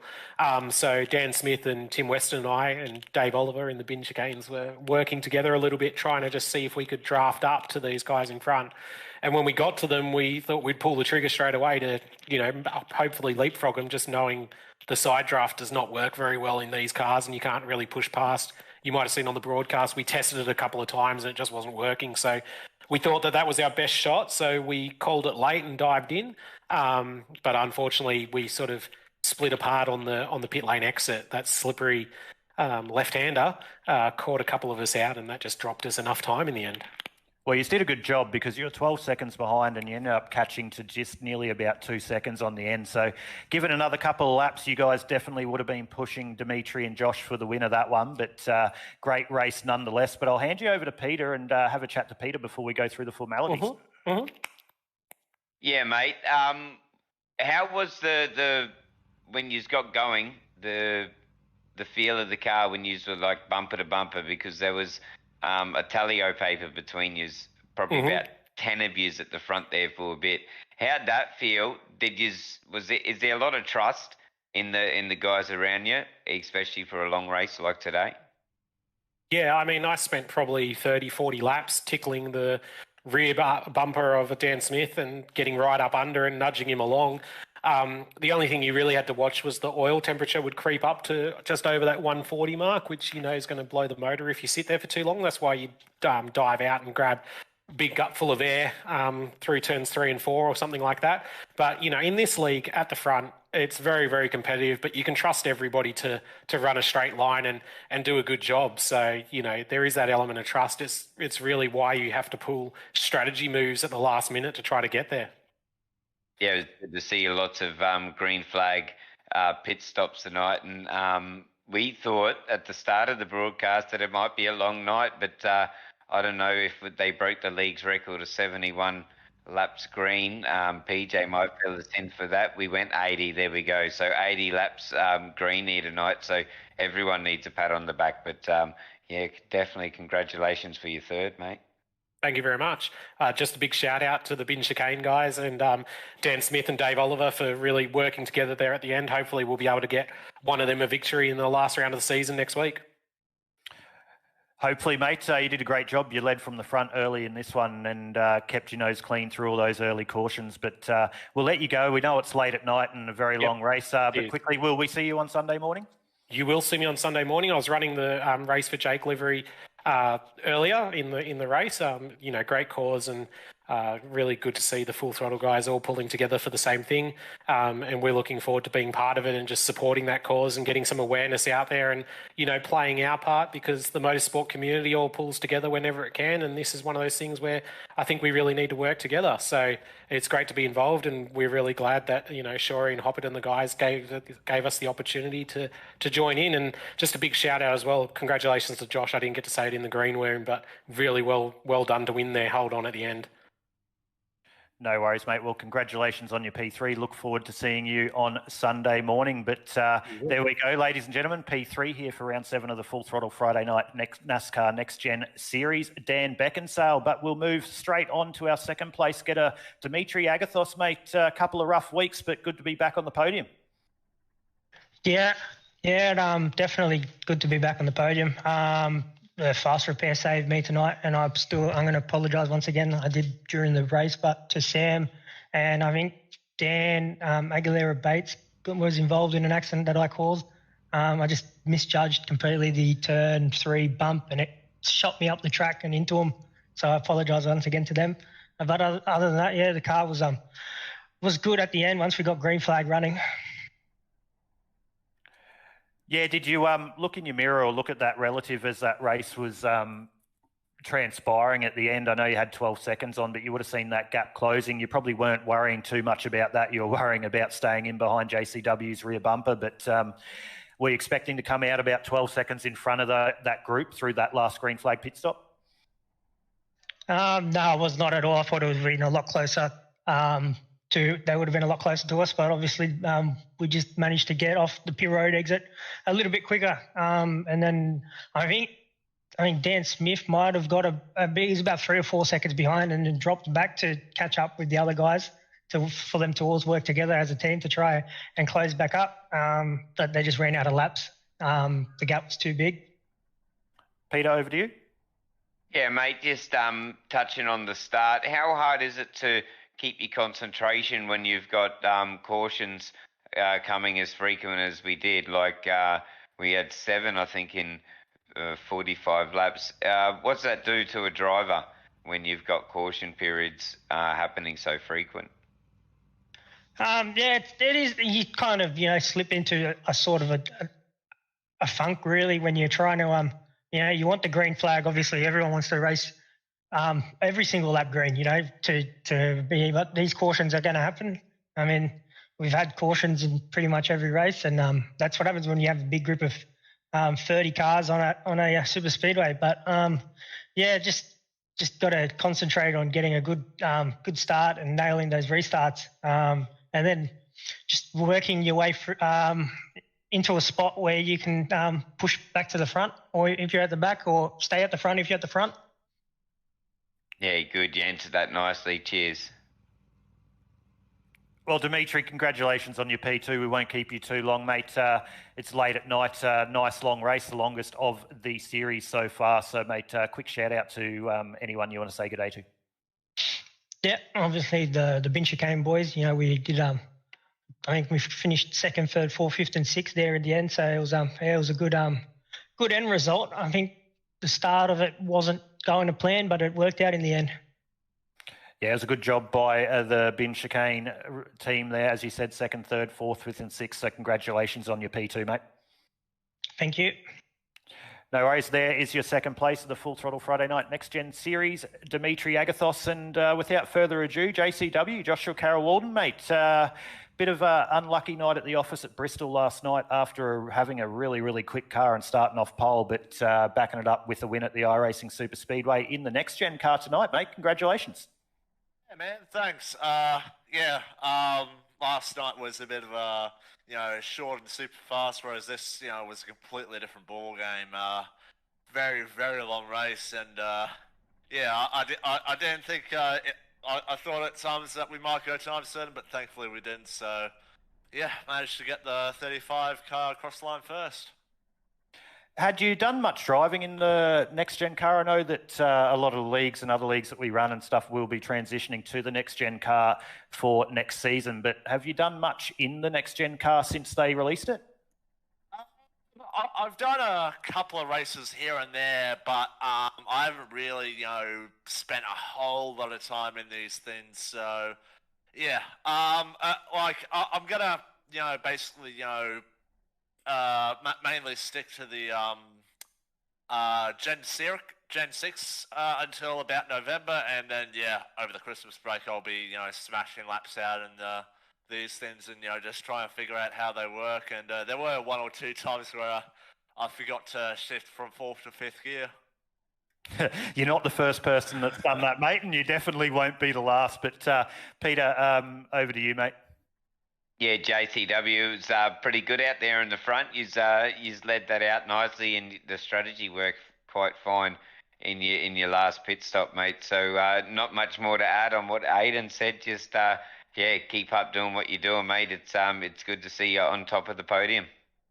Yeah, cheers, man. And as the other two guys have already touched on, that pit exit was very, very sketchy. And when I saw that, I jumped Agathos in the pits, but he was right behind me. And I think I can speak for both of us when we were basically at the limit, trying to go as fast as we can without spinning the car. Yeah, 3 wide entry. I think we've seen Aiden. It was pretty good, but it was good to see you take top step. I'll let Aiden finish it off. No, you're right, Peter. Great result there, Josh. Really well done. Like I said, after an unfortunate night at Bristol and obviously in the Xfinity the other night. Apologies for that if anything went on as well. But, mate, great job on the P1. Always expect you to be up the front, and you did just that, mate. So big shout out to all those sponsors for you. Yeah. Shout out to the boys at Atari Autosports. Norman, who was here tonight, he had a couple of issues throughout the race tonight. Shout out to the other guys, Edward Foster, Jason Hardigan, Daniel Heddersheed, and the team sponsors: Fergus Group Media, Bridgestone Select, Race Magazine, Two Fat Blokes, AJ Insurance Services. Shout out to you guys for the broadcast, and shout out to Steve Hoppert and Michael Shaw and all the league admins for putting on this league every Friday night. No worries, mate. Well, we'll let you go and get all tucked in or whatever you're doing this Friday night. It's a late night, but once again, from all of us, congratulations on your first. No worries. Thanks, guys. No worries. Well, there we go, Peter. That's the end of round 7 of the Full Throttle Friday Night NASCAR Next Gen Series. Your winner was JCW. Second place, Dimitri Agathos. Third place, Daniel Beckinsale. We'll wind this one up quickly as we'll see whether we can go through the provisional championship standings as we see it after round 7 going into round 8. So currently on top with a commanding lead going into the final round still is Daniel Beckinsale on 221 points. 221 rather. Norman Clark still up there on second in 209 points. Dave Oliver now has tied him on 209 in third. Dimitri Agathos has moved his way. He's still in fourth. And Jason Holdsworth is in fifth, 202 and 188 points respectively. So your top 5 hasn't changed, ladies and gentlemen, but Daniel Beckinsale has moved his way a little bit further in front of Norman Clark going into the final round at Daytona. Andy Barber is there in fifth on 188 points. Tristan Koch, 7th, 186. Daniel Smith, 8th, 181. Darren McKenzie, who had an unfortunate night tonight, not sure what happened to him, in 9th on 159 points. Michael Budge there in 10th on 153 points. You can go through the remainder of your championship points there, ladies and gentlemen. Pick out your favourite driver and see where they stand as we try wind up this broadcast. But you will see us, as we said earlier in the broadcast on several occasions, we'll be bringing you the Full Throttle Sim Racing League's Race for Jake live here on the InterSim Esports Network this coming Sunday morning from 10:30 a.m. Australian Eastern Standard Time. We can't wait to bring that to you. Of course, we've got to make the quick time to have a shout out. Jump on and donate at redkite.org.au. Also, jump on and follow the link in our comments to buy one of the last 50 remaining tickets for the simrigs.com Exodus 8020 Sim Frame and Exodus single screen mount, valued at $916. The links are all in our description. Feel free to do that. Only $10 a ticket. So we look forward to bringing that to you here on the InterSim Esports Network on Sunday night. Then we'll back up for a double header, on Sunday morning rather. Then we'll back up for a double header on Sunday night, where we'll bring to you the next instalment of the Australasia Supercar E-Series. So that will be live from 7:30 p.m. Australian Eastern Standard Time here on the InterSim Esports Network. Peter Gretton, Paul Jackson, thank you so much for your time tonight, but I will have to quickly wrap up the broadcast as it's getting late. So from myself, Paul, and Peter, and everyone on the InterSim Esports Network, the Full Throttle Sim Racing Leagues, that is round 7 of the Full Throttle Sim Racing Leagues Next Gen Cup Series. We thank you so much, and we look forward to seeing you on Sunday morning, 10:30 a.m. for the race for Jake. Good night.